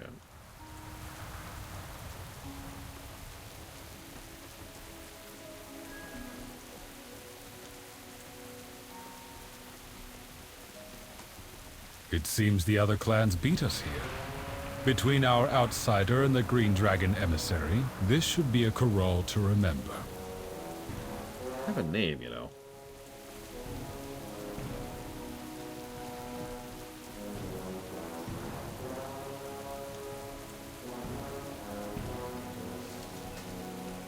My name is Champion.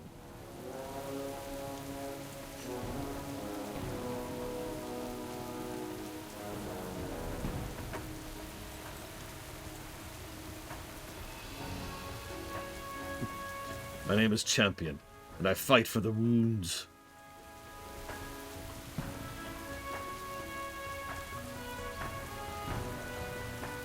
Okay, someone with the Void Airship. Can you see me yet, Evo? I'm just curious when I'm going to layer to you. Oh god, please don't remind me that that movie exists, Mr. Red. I am extraordinarily not watching that movie. Good god.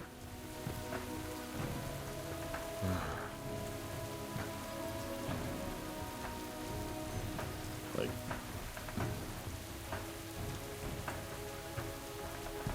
Nah, it's fine, Evo. I'm sorry. I have failed you. As I so often do. So welcome to Marukai. Here's my new mount, by the way. Hi, Tyvon.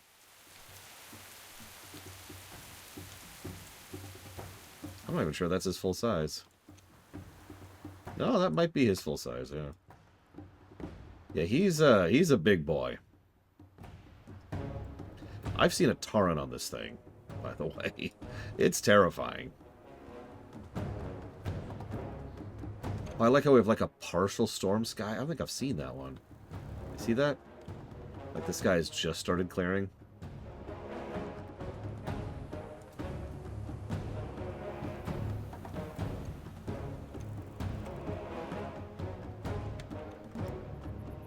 Oh, no, Gribble. No. No. No! Sorry. Welcome to Marukai. Oh, Jesus. Okay, hold on. We'll come back to that.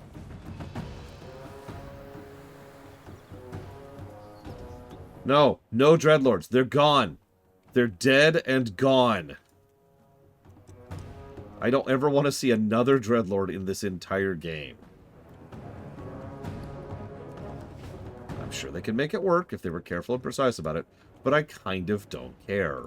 Hold your dog. Good luck. Yep, because you understand, right? Because if he was controlled, or is a Dreadlord, then it was all part of the Jailer's plan. Because the Dreadlords are super loyal to their Lord and Master, the Gaoler. He's really happy. Ah, just in time for the hunt. Okay, so that's Great Hunt. That's Rep Thing. Welcome. I have a story for you. Okay, so... Is that all of them? Hang on. That's that one, that one. Okay, so these two then. Show me your hand. I have hunted with Khans, outrun our fastest Bakara, and wrestled a full-grown Bruppalon, barehanded. As a hunter, I have nothing left to prove. However, as a partner, I have much to learn. Wind Sage Dawa of Clan Ohn'ahran, is my heart and my joy. I wish only to prove worthy of his love, but I know nothing of traditions and rituals. I require the wisdom of the elders. Get some rest. Okay. What is this question?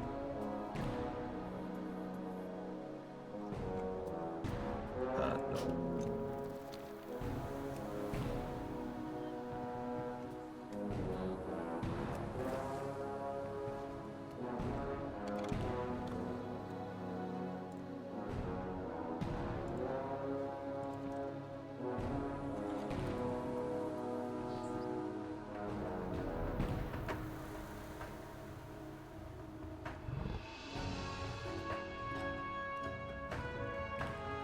What roads have you traveled? There's been a primalist attack in the Shikar Highlands. If you have information or think you can help, head over to Pinewood Post and look for Oleg. Tell him I sent you. Hope the Dusty Hoofer remembers me. Keep to the roads. The plains are not as peaceful since all this change arrived. Go well. We will need a group, Papa Neeks. We will need a bare minimum of 5 people. One of them will have to be a healer. We've actually already done tech tests on this.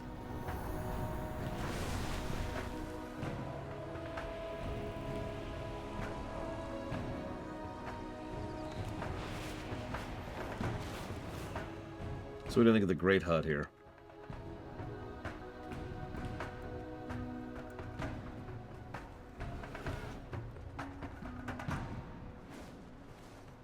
Hang on, I need to pause here for reasons. Sorry, what? Have you eaten? May your ancestors guide you well. Was an interesting question to ask me, given the circumstances. What? Is that down? It's gotta be down. It's down. Oh, it totally does, as Maristar, you're right. Just think, if they ever do Warcraft 4, they'll have dozens of factions to choose from, and all the work's already done on all of them.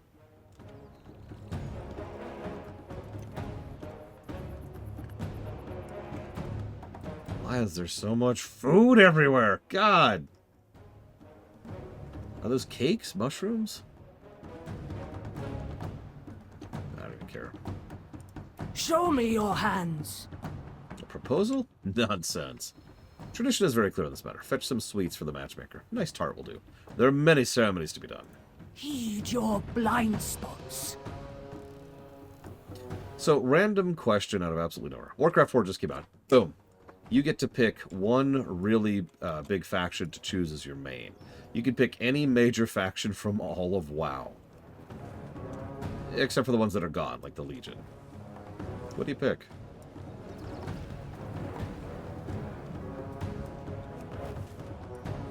You also can't pick factions that are gone, Mr. Red. Where will the wind take you? Scarlet Crusade. I mean, they're kind of gone too. I'm just saying. We've been crushing those cockroaches since vanilla.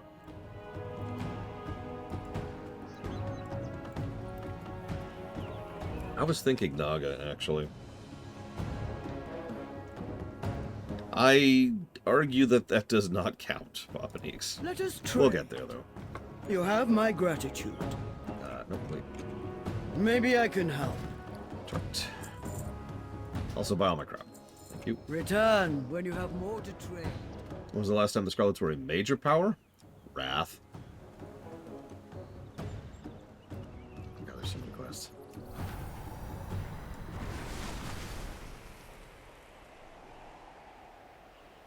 Yura is all about that Zug.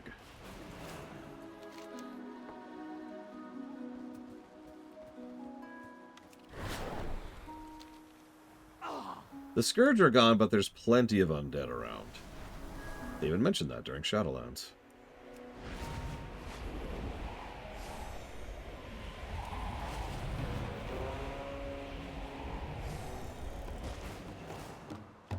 Greetings. Aren't you a handsome one, dear? There's plenty of eligible centaur participating in the fields if you're interested. Let's find the right one for you before they get mauled. Won't be long before there's some little Drakthir younglings running around, huh? I do not... This isn't for me. Sweets? Did All Girl send you? She knows I can't resist a good tart. While tradition does dictate an exchange of offerings between families, true compatibility comes from ancestral guidance. Yeah, that's how I decide my mates. I go talk to my dead ancestors, and I'm like, hey, fetch some cirrus flowers, place them before the burial mound. We'll consult the bloodline. Good luck. The Valor Jar is an interesting pick, and they are still out and about and active.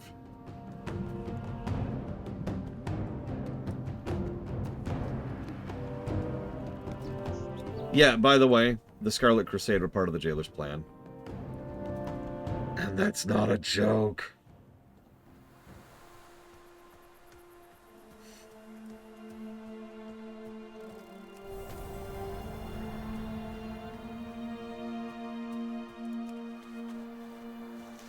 I imagine rather than a Loa, what you'd probably play as is like a troll faction, and then you could choose your Loa. Think Age of Mythology, with which patron deity you choose. Similar concept. So your top-down bar would change based on which Loa you follow.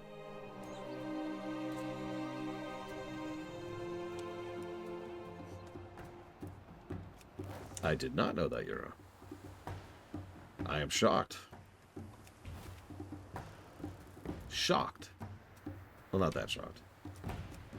A Nerubian campaign would be really cool. Mission 1, Defense against the Old Gods. Mission 2, Defense against the Scourge. Mission 3, Reclamation of the Scourge. Mission 4, Continuing to fight the Scourge. Mission 5, Damn it, the heroes are here. Mission 6, Oh, thank God, the heroes are here. Oh, we'd have to have playable Ogre faction, come on. Really lean into the breaker concept, you know?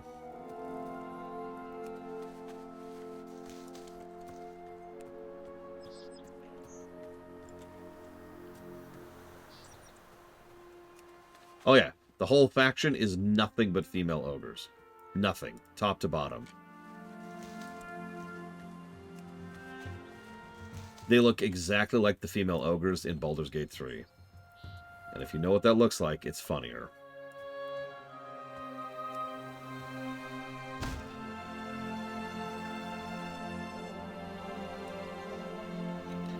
Who dares to awaken Sarin Khan? Pardon, Great Khan, we beseech your blessing and betrothal. Great Khan, I come before you for your blessing in the hand of your grandson. I'm among the mightiest Shikar hunters of the current day. I can hit an eye of a Brufflin from 60 paces. I am fast at that. Enough! I care not for your accomplishments. Is your love true? It is. Then you have my blessing. Stay true as your claim. Stay as true as you claim your arrow to be, Hunter. Love? This is far from traditional.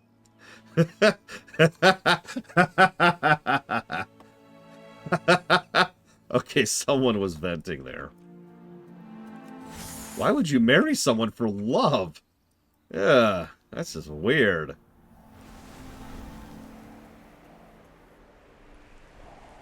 Yes, I know how relatively recent that is in human history.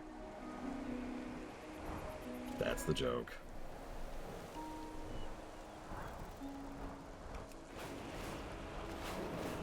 Hello! I would sooner ask all the stars of the night sky to admire me than claim to be wholly worthy of Dawa's love. Nonetheless, I'll find the courage to proceed. When the time comes, will you assist me? I shall join you next time, perhaps. Sure thing, buddy. Centuties? Centuties? Did I already... Where is that? Oh, it's way over there. Let's do the north stuff first.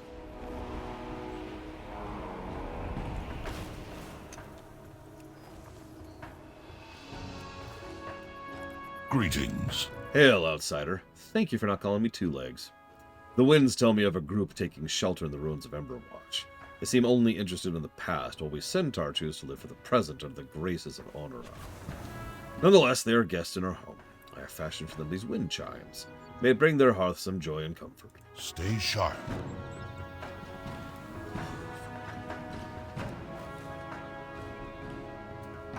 But yes, there should be some ogre presence in the horde. I'll tell you exactly why there isn't. Because we don't have ogre playables yet. I guarantee you, the moment we have playable ogres, they're just going to kind of suddenly show up all over the place. Especially in Orgrimmar. I thought you might come. Oh, Zerviles. Do you feel comfort under the sun? Do you feel safe under its bright caress? Does each new day represent hope for the future, a chance to live your life as you've always dreamt it? Ah, then you know my love as I do. There are so... Oh my god, I just realized this is Dawa. This is the guy. Oh my god. We just helped the guy prepare a proposal for this guy, and now we're helping this guy prepare a proposal for the other guy. Okay. Narman of Clan Shikar is my son. He is my warmth, my light, and my hope. A man like him deserves a proposal worthy of my stature. We must seek guidance. Go well. I'm just going to grab you by your hooves and drag you over to the other guy and fling you at him.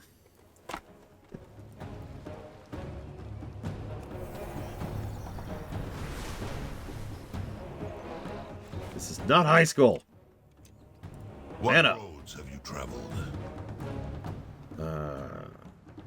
Now it will be quiet again. Okay. This is a sign. Yes! Yes, it is a sign! Gosh darn it, these people.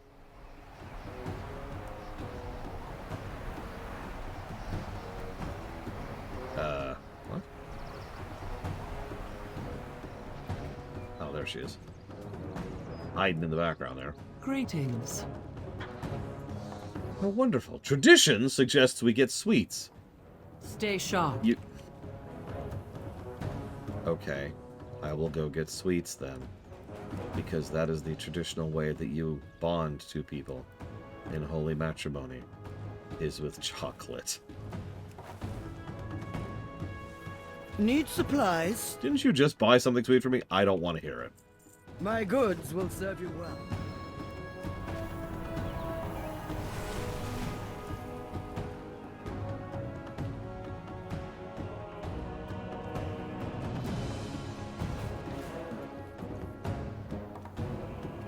Oh, outside. Evo, why? Perhaps I can be helpful. Oh, how delightful. Such treats must be shared with the entire clan. That Dawa is kind to follow traditions, but we Shikar have different values. We pride ourselves on mastery of our own crafts.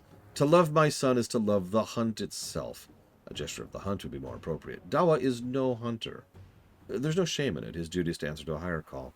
There's a large gruff muskin by the Nakud Enclave. Seek it out. Bring it the horns to the Wind Sage. They'll make mighty ornaments for Narman, and the rest of us will feast on the remains. I eagerly await our next trade. Dude, I suddenly want a quest chain. I'm not actually joking. Like a follow-up to oh god, what's her stupid name? Katie? Kathy? Katie. It is Katie. The male gnome. And she has employed Drakthir, who were listless and weren't sure what to do with themselves, and wanted to do anything other than fight.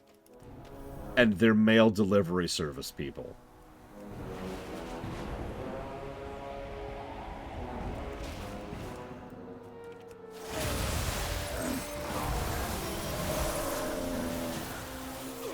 I want this to be a thing now. I know that some people prefer their mail instantaneously and through magic, but some people prefer the more personal touch. And these poor Drakthir fellows, they seemed so lost when they came to meet me. I couldn't just say no to them. No. The head Drakthir who, like, championed the idea, that's the person whose name is Kiki.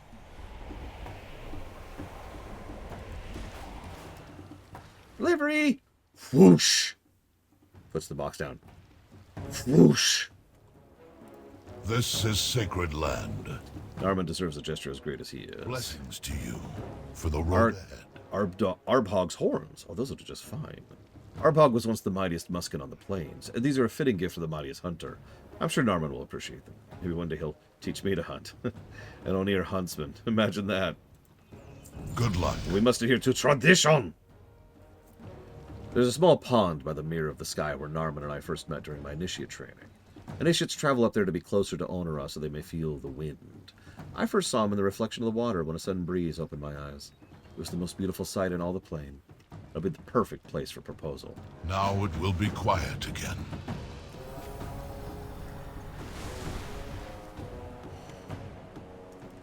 Jackthagram. Huh? Shh! Like fire breath. Ah! So, I don't want to be a dick about this, but this was sent... Oh, what's it called? COD? This flamogram was sent COD, so... How is your hunting? What would you do, Magister? Something evil?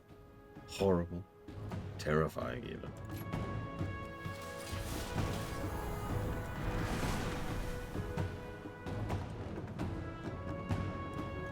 That's way over there. Well, okay. It's not like that's a long trip.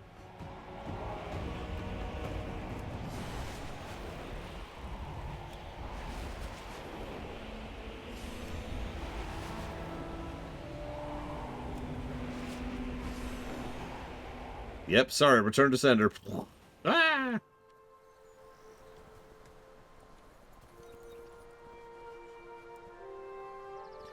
Dawa, I must ask. Narma, I meant to ask. Will you marry this cute little fluffy bunny? Did we just... We did. You want to get married? Yep. I'm barely joking. The actual dialogue is... Did we just... We did. Want to get married? More than anything, I love you. And I love you more than anything. Bam. Quick and simple. I like it. Be respectful. Thank you, Sir Viles. Dawa and I will always remember what you've done for us. And celebratory cake. Heed your blind spots. Come, we have much to plan.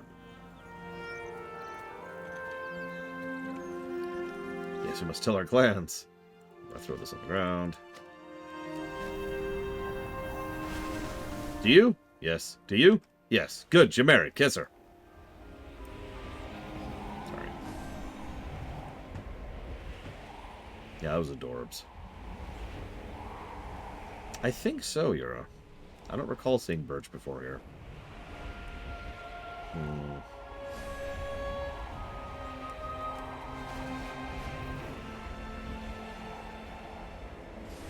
Yes, the Drakthir Kingdom. That should probably be like a regional threat, which we knock down in one zone on our path to the actual bad guys. what I'm just saying. That's what usually happens. Anytime some would-be dictator shows up and is like, I'm going to take over, we're like, nope. But I wanted to conquer. No. Let's see, what is that add-on called? I used to have two, but I ended up with just this one. I think it's this one. Yeah, Dragon Rider. That's the one.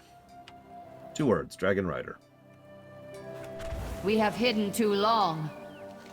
What's this? Oh, fascinating. It must be an ancient artifact of great importance. Ah, we will need some time to study it. We rejoin the work. The Dragon Scale expedition requires your assistance. A sky scribe was sent to the ruins to gather information. They should be uninhabited, but I can hear shouting from over here. Oh, he must be in dire circumstances to be audible at this distance. On this expedition, we take care of our own. Even the insufferable ones. Seek him out. Protect him from whatever danger he's found. These times are troubling. Watch your back. I mean, I don't want to spoil too much, but what do you think we do with the Drakthir who decide to go Bandit Lord in this expansion? Do not presume to know my intentions. Correct my spelling again, and I will tear out your pages.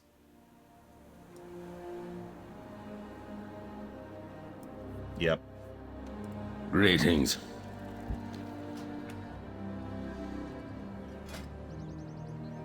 Huh. I like how it has none of my racing scores listed at all. Settings coming soon. Are you sure it has that option, Xavion? There we go. Account scores. Nope. There we go. There's my golds. Not all of them. I really do need to go finish all my golds someday. Now that I'm proud of. Unironically. I actually swept Northrend, as you can see. I need to finish Kalimdor. I only got gold on normal. This is the first one they added, if I remember correctly. We didn't bother with anything past normal. Oh well. Anyways. May I help you? Of course I'm shouting. This book will not listen. What else am I to do?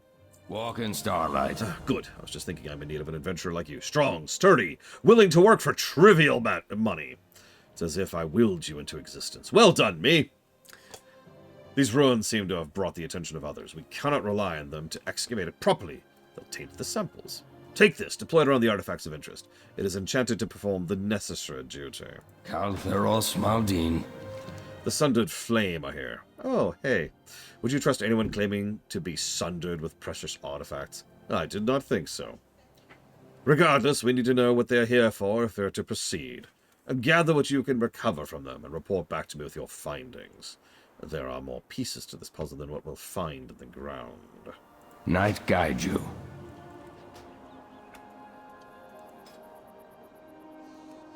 Aha! For the Horde. Miles per hour.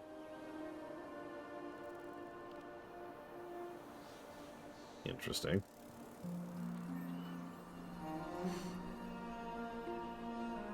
I'll keep the rest for now.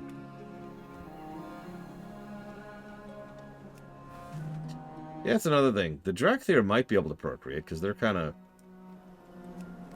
They're not built like a robot. They're built like genetic engineering, you know? We'll get more into that later. Ironically, we're not going to cover too much about the Drakthir origins until we get to the first patch. Then we're going to be covering a whole lot of it.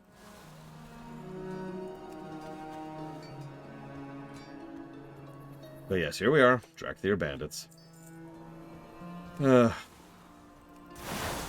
Listen, never become a bandit. Your only job is to be fodder for the heroes who are coming through. Passing through, really.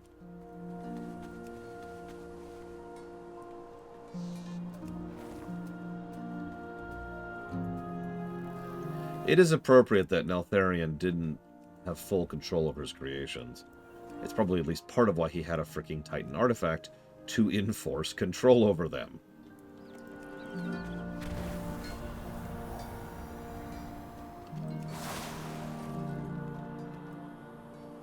Need him? Your big chance. There you go.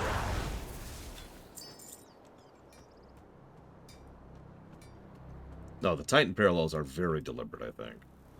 I'd be shocked if they weren't.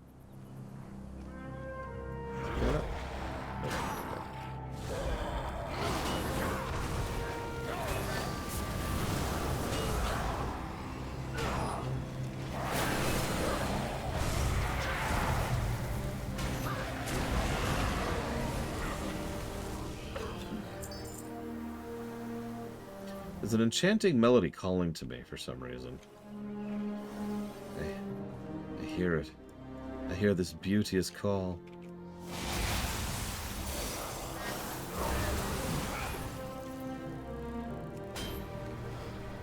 I mean, yeah, Lord Hermon. Most of them is the correct answer there.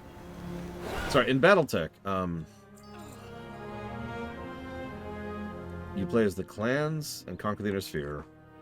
And is the clans the players of the Inner Sphere is not? No, that's not accurate at all. Okay, so I wish Von Falkenstein was here. He's much more in-depth knowledge about Battletech than I am.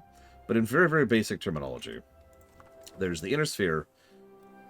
Let me walk that sentence back. There's the Inner Sphere factions.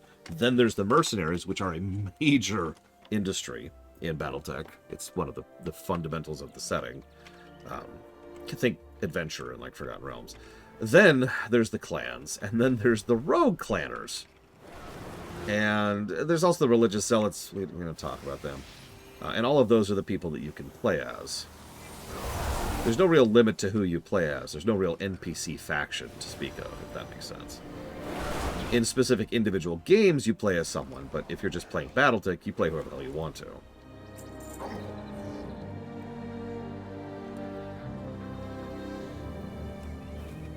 The clans were added in the 90s, I want to say. And were probably, from a long-term perspective, the wrong call. They were trying to shake things up a bit. And whether they succeeded at that or not is certainly something that people debate to this very day.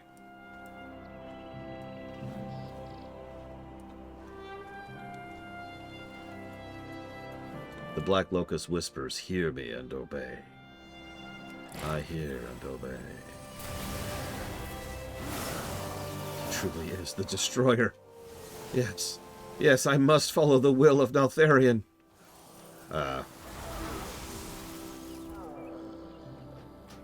You feel better there, buddy?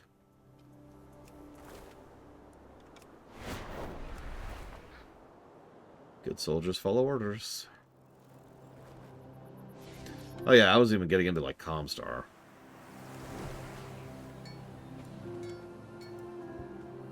Wow, we have almost finished a... Are you seeing this, Uthor? Uthor's gone. If you're ever on the VOD, we have almost finished a bonus objective just by doing the regular quests here. It is shocking how much better the bonus quests are in Dragonflight than they have been in the last 3 expansions. Tenubala. The Nightborn shall reign. It's almost like when you spend more time in quest design, your quest design's better. These times are troubling. You're still looking for something? Why'd you bring me this garbage? We have to find it before they do. Our era has come. We'll know nothing of the slaughter of laborers. Seek out their leaders. Oh, and listen to what they say before you kill them. The Nightborn shall reign. So I kind of already killed them, but... Listen.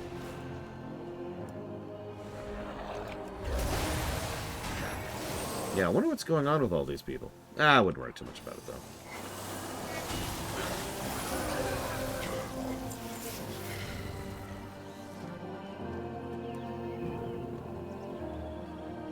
I mentioned Legions because we had issue with Legions just a few weeks ago when we were going through Legion.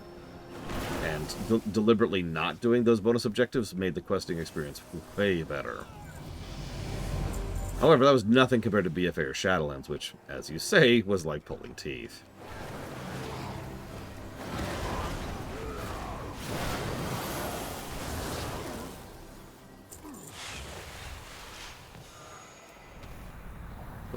There he is.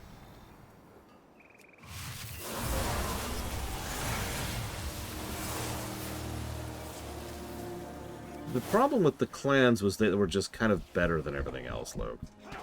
And most of the interest and intrigue and politics and fascinating internecine forces and all the things that made Battletech so cool and interesting and fun went away the moment the clans showed up.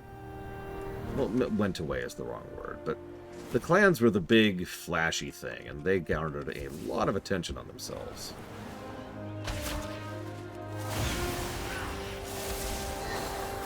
Probably not helped by the fact that the first two major Battletech video games were both from the perspective of the clans.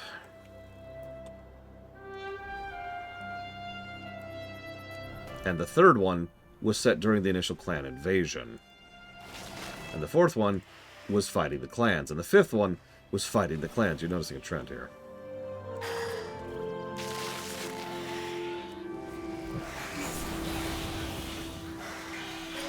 Hell, it was actually considered a big deal when we got to Battletech, all caps, the more recent one. And it was just set in Inner Sphere times, no clans. Before the clan invasion happened, it was like, ooh. Pages filled with recruitment strategies and instructions to find an artifact at the Nel'Thuzon ruins. Sarkareth freed me from the Earth Warder. We sought to uncover Neltharion's crimes.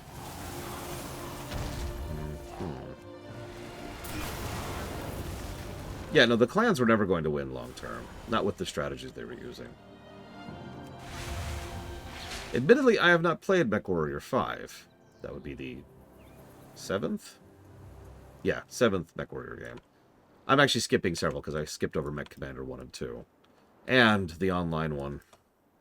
And the other Mercenaries one. So I think we're up to like 10 at this point.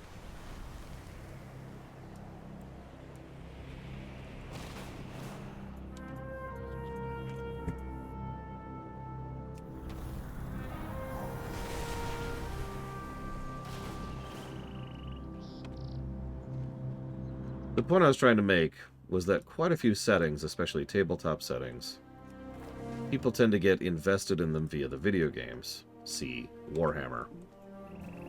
So, what I'm trying to say is that a huge portion of the Battletech video games have been pretty focused on the clans. We are eternal. What have you learned?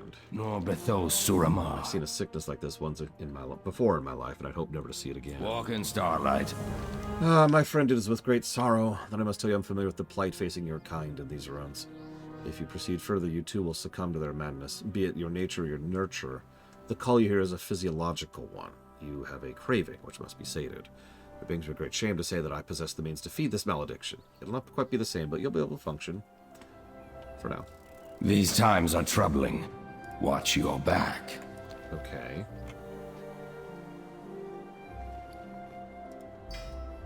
There's an ancient mana gem. This will not be pleasant. You must replace this craving with another. Do you have any fruit? Maybe?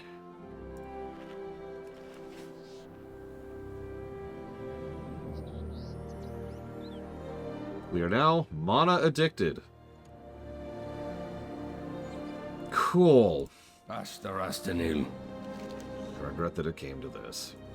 Kaltheros Perhaps your people and mine are not so different after all. Our era has come. I hold no love for the Sundered Flame, but even I cannot stand idle while they rip themselves apart like this. It is all too familiar. Whatever this locus is, it's safer in our hands than their clutches. Follow the trail of bodies, and I suspect we'll find it. Do be careful. I worry we'll find that the nest is not quite as abandoned as it seems. Night guide you. Cool. That's awful.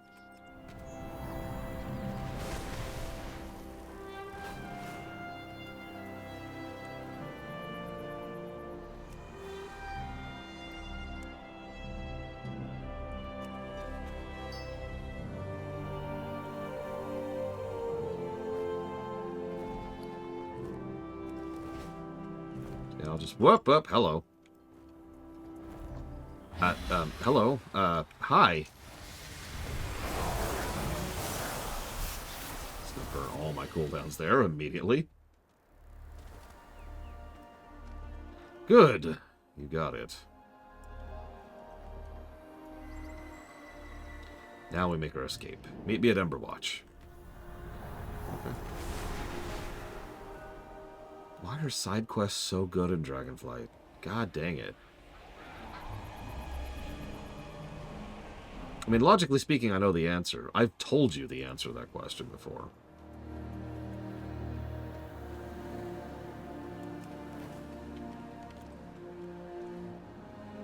Suramar ascends. I'm glad you made it out safely. Do you have the locus? Like mist on the night sky, the speckle of this gem demands your attention. Perhaps you should keep it? These times are troubling. No. Watch you go back. It's quite enticing, isn't it? The locus was too much for the sundered flame. However, it fits just right in my hands. Funny that. Perhaps not. Not this day. Not again. Take it from me. It is not my burden to bear. Goodbye, dear friend. Kaltheros Maldin. And of course, a Suramite, a Nightborn, would be so familiar with this kind of addiction as to be able to say no to it, right? There's something appropriate about that. Like, I know this is going to sound like a weird parallel, but I feel like a Nightborn now would be pretty resistant to the One Ring, right? Like, no, I'm good. Tenubala, Do you have something to show me? night guide. This was found in the Nalthazan ruins. Fascinating. Its markings are ancient, but they bear a resemblance to other artifacts we've discovered in and around ancient machinations of Deathwing. Further study is necessary. Kaltheros Maldin. Just how much more of Neltharian's legacy is out there to be found? Lady, I got a story for you. I do not believe this will be the end of it. We must be prepared when the time comes. We have work to do.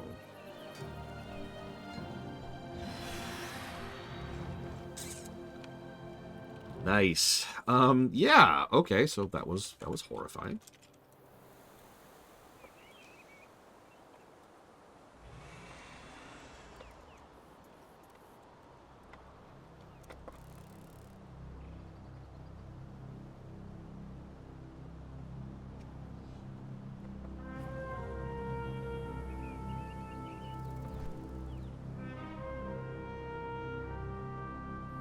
Probably. Or yes. Sorry. Yes, Papa Neeks. I don't know why I said probably. I guess, you know.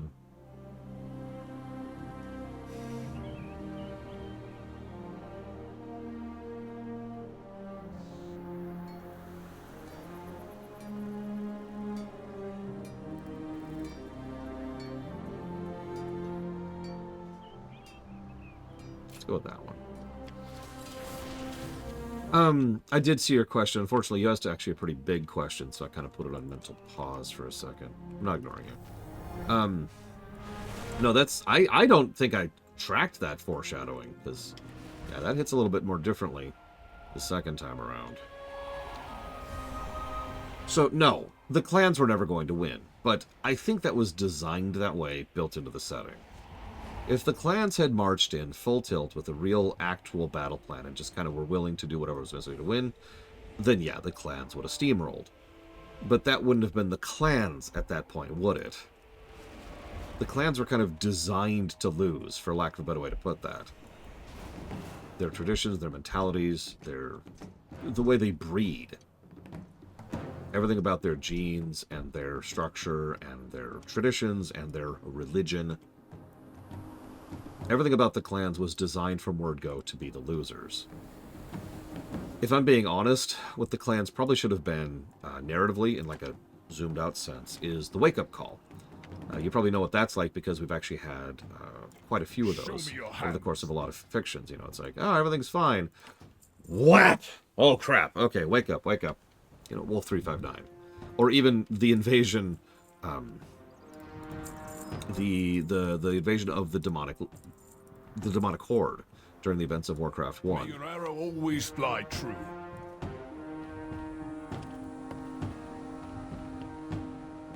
Oh, absolutely, Kraken-san. Like I said, they weren't going to win. There was no way. I agree with the argument that it's very similar to Nazi Germany.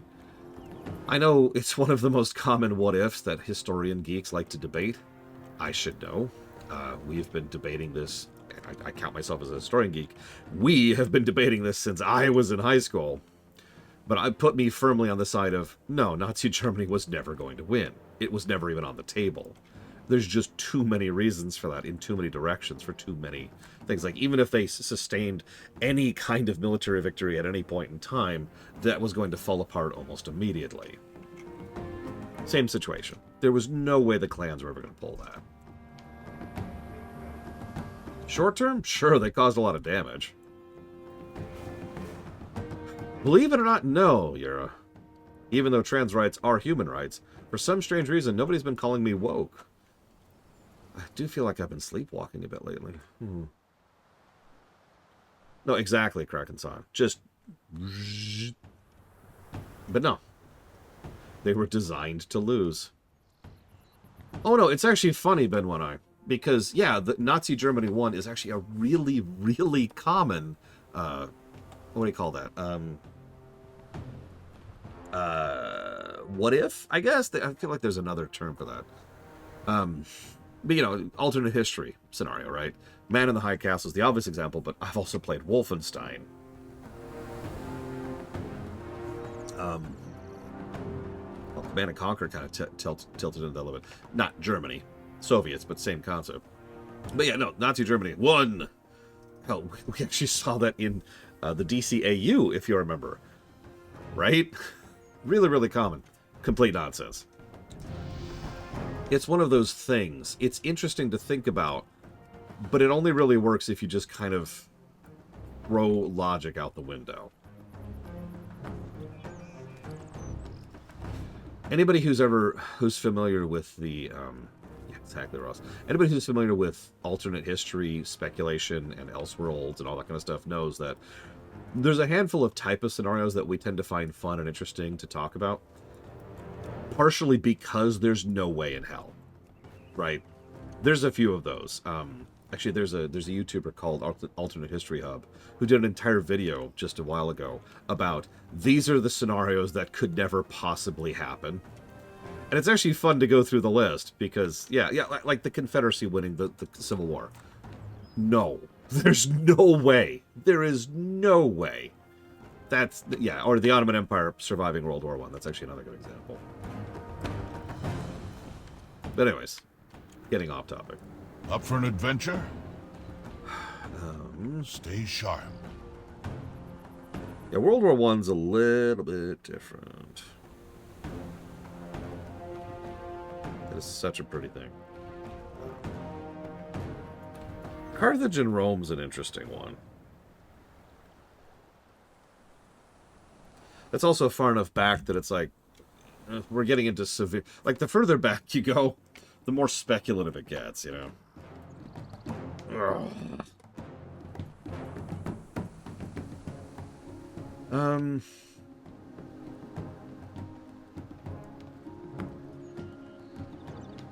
Let's try to get through one more quest out. Oh, I know. Potatoes and leeks. Yum, yum, yum. And meat! It's not a stew without meat. Good luck.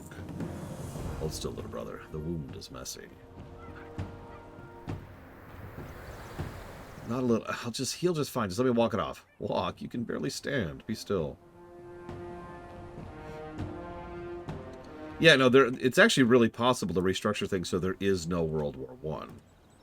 Or, let me say that differently. The World War I we got is not the World War I that we would have gotten, right? Because, let's be clear, the Great War was happening. Everything was primed for that. Everything was set for that. But, yeah, exactly. Like, it would have been a completely different war would have happened. And maybe later there would have been another Great War, but there were lots and lots and lots of dominoes that lined up weirdly well to make the Great War happen. Ah, just in time for the way it did. Sorry, let me be more clear about that. The way it did. If you're venturing out into the pines, please slay any storm-touched animals. This is not easy for me to ask, but they are clearly in pain. Unable to be helped, spreading the aggression. I suspect it's the Primalists doing. It must be coming from their outpost nearby, where I saw a strange magical altar. I'm going to go investigate again. If I'm not back by the time we return, Scout Watu could brief you on additional tasks. We're grateful for any help. Stay sharp. Thanks, Sir Viles. I'll be back soon. Stay sharp. What roads have you traveled? How frustrating. A rabid stag did this while my brother Oleg and I were scouting. Ugh. You here to help? After the Primalists attacked, our herd of Argali scattered to the pines. Their wool and milk are essential to camp functions. Take my whistle, which commands Wish to herd the Argali back home. Sando the Butcher has her favorite treats if she needs extra encouragement. Go well.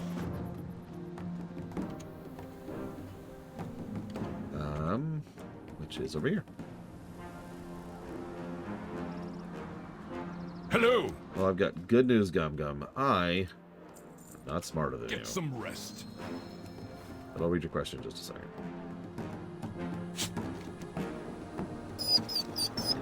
Who's a good boy? Who's a good boy? No, wait, come back. No, okay, never mind. You're a good boy. I'll follow you. Bye.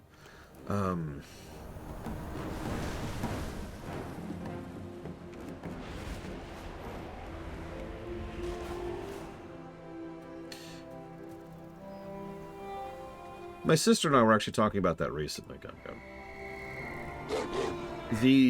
The internet culture is just different than it used to be. People are a lot more used to the fact that so much information and data about them is just public knowledge. I grew up in the 80s and 90s, where the internet was a dangerous and scary place, and one of the first questions we learned was not to give out any personal information. It was literally rule 0 of the internet. Don't say your real name. Don't say where you live. Don't say your gender, especially if you're female. Just don't give out anything at all. And you're right, people don't really have that kind of thing anymore. Was that good or bad? That's an interesting question. But as for why that is, I think it's just the culture is so different because we're just so much more used to the internet being a normal thing.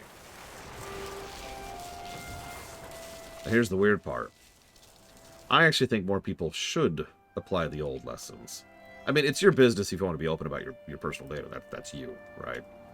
But I have done a fairly large amount of work, and so has my sister, to inform my niece, the eldest one, of internet protocol. Because, honestly, duh.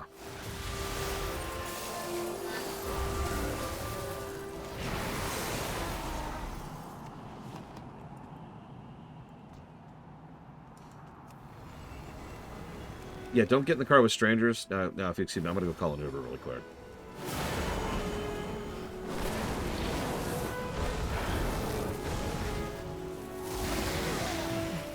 You see why I say it's just different, right? It really isn't the same thing. There are still dangers, there's still issues, there's still problems, but you're more likely to just kind of be fine nowadays, especially since we have more mechanisms in place to track and deal with those kind of things than we used to. However, internet bullying and internet tracking and stalking is still very much a thing, unfortunately.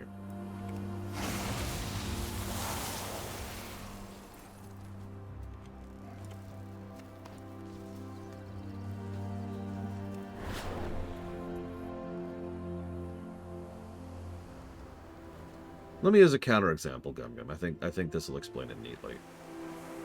If this was 1995... I'm sorry, Europe, please. Here, take my lunch money. If this was 1995, and you were asked to spend $5 on a pack of elixirs for Final Fantasy VI, that would be absurd. It would be so nonsensical, you would probably not even believe it's a real thing you can do. Nowadays, people will defend that because of how tame... Yes? Dinner. Oh, I'll be like 5 minutes. Because of how tame that is compared to how bad things have gotten. Normalization can be a good thing, but it can also be kind of a bad thing as we get more and more used to things. And envelope pushing kind of pushes our boundaries. Something I talk about a lot. May your arrow always fly true. And yeah, I don't even want to get into corporations who actively sell data as their primary vehicle of making Take care money. which burrows you search. Off with you then. Trust your eagle eye. Off with you then. I was hopeful to finish this little quest chain before we move on, but it sounds like it's time for me to go do dinner. So tomorrow, I think, based on how much we've gotten done, we might be able to finish the Ohn'ahran Plains tomorrow. Either way, I will see you next time.